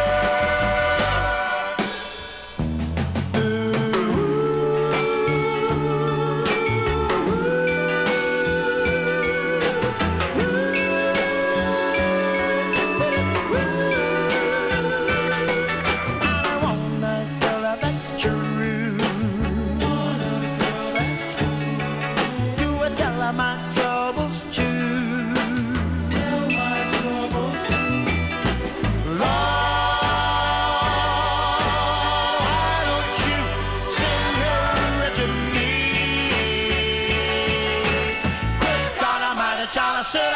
Now this fat boy gonna love her.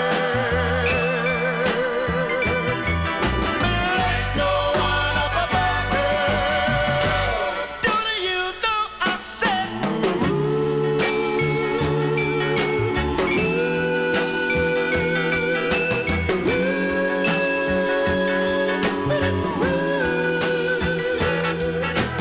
on my knees every day to heaven above I pray. I said, Lord, send her to me.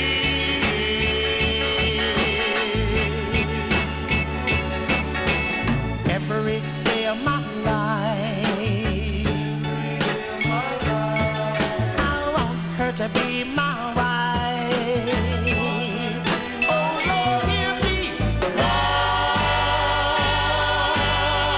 please send her to me.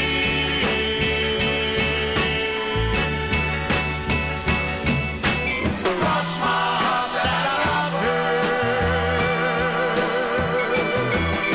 There's no one up above her.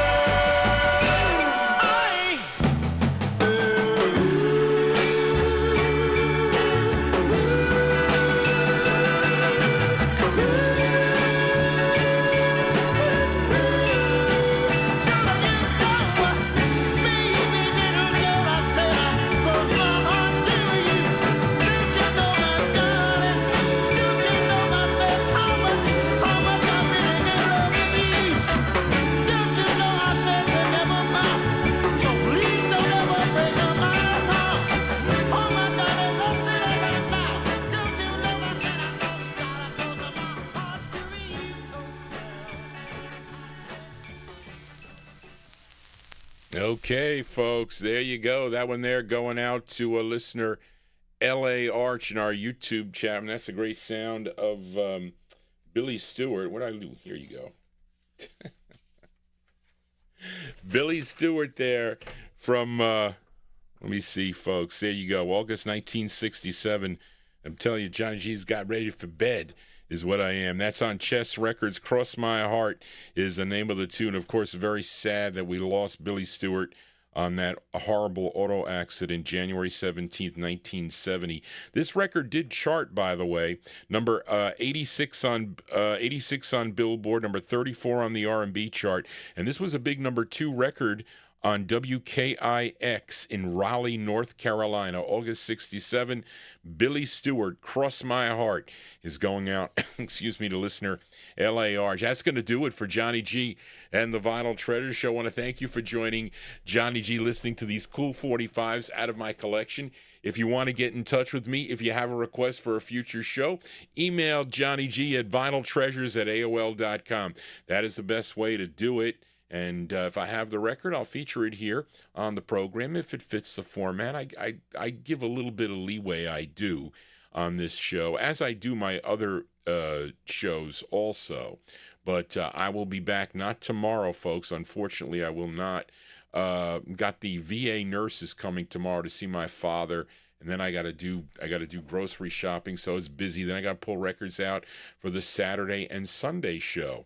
So I'll be back on Saturday evening beginning at 9 p.m. Eastern Standard Time for the 1950s and, 1950s, we'll call it, that show. So I'll probably end that show around midnight. That's 3-hour show with 1957 sounds. We'll pick it up on Sunday beginning with 1958, and I probably going to the early 60s. And plus, Johnny G's been adding some things to the mix, and I've been receiving some really great emails from the records that I've been adding to the like I do here in the beginning of the show. But I want to thank everybody. Thank you, Charlene, for all your help. Charlene is my administrative assistant, okay, and she helps me with all the shows.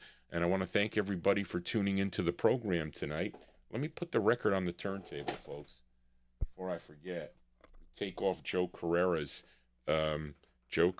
shirt. I have this on 2 labels. This is like the later label, but anyway. So let's put this on. Okay. This gal, I couldn't find the page here. I don't know what happened with the pages tonight. I can't find the last page, so I got to read it off of the screen, and I can't see with the cataracts. But this is a request for Wayne in North Carolina. I was lucky to see this. Charlene pointed it out to me. I didn't see it in my comment section on my YouTube page. But again, please, if you have not yet done so, please consider subscribing. And I kind of crossed up the copyright police tonight, which is why I'm never on this late. Never on this late. They always shut me down. But that's because I stopped playing the hits, you see. But this should be okay, this closer here. But this is for Listener Wayne in North Carolina. This gal born in Blackpool, where is this? Blackpool, England. Where is that, you England listeners out there? I don't know. Barbara knows her way around England. Her first boyfriend was in England. I don't know how they did that. But anyway, she's from the UK, this gal. First recording in 1963 for the Dot label, but she did 2 on Wesley Rose's Hickory Records out of Nashville, Tennessee. It was actually picked up from, they got the masters and they put it out here in the States. Her name is Vivian Foreman, but she recorded as Julie Grant. Okay, Julie Grant. Now, Wayne requested her first release, and this is actually a cover song. This song was originally done by Cindy Malone. Cindy Malone did it on the Capitol record label. Peggy March also recorded this, for RCA in October of 1964, the same year. But this was issued here in the States July 1964. And our closer tonight going out to Wayne in North Carolina. It's Julie Grant on the Hickory label from July 64. And her rendition of the tune, Watch What You Do With My Baby, is the name of the tune. That's going to do it, folks. Johnny G's got to go. I'll see you next time right here on the Vinyltreasure Show. Just want to say, everybody, thanks for being here, and so long. Here you go, Wayne in North Carolina, for you. This is Julie Grant.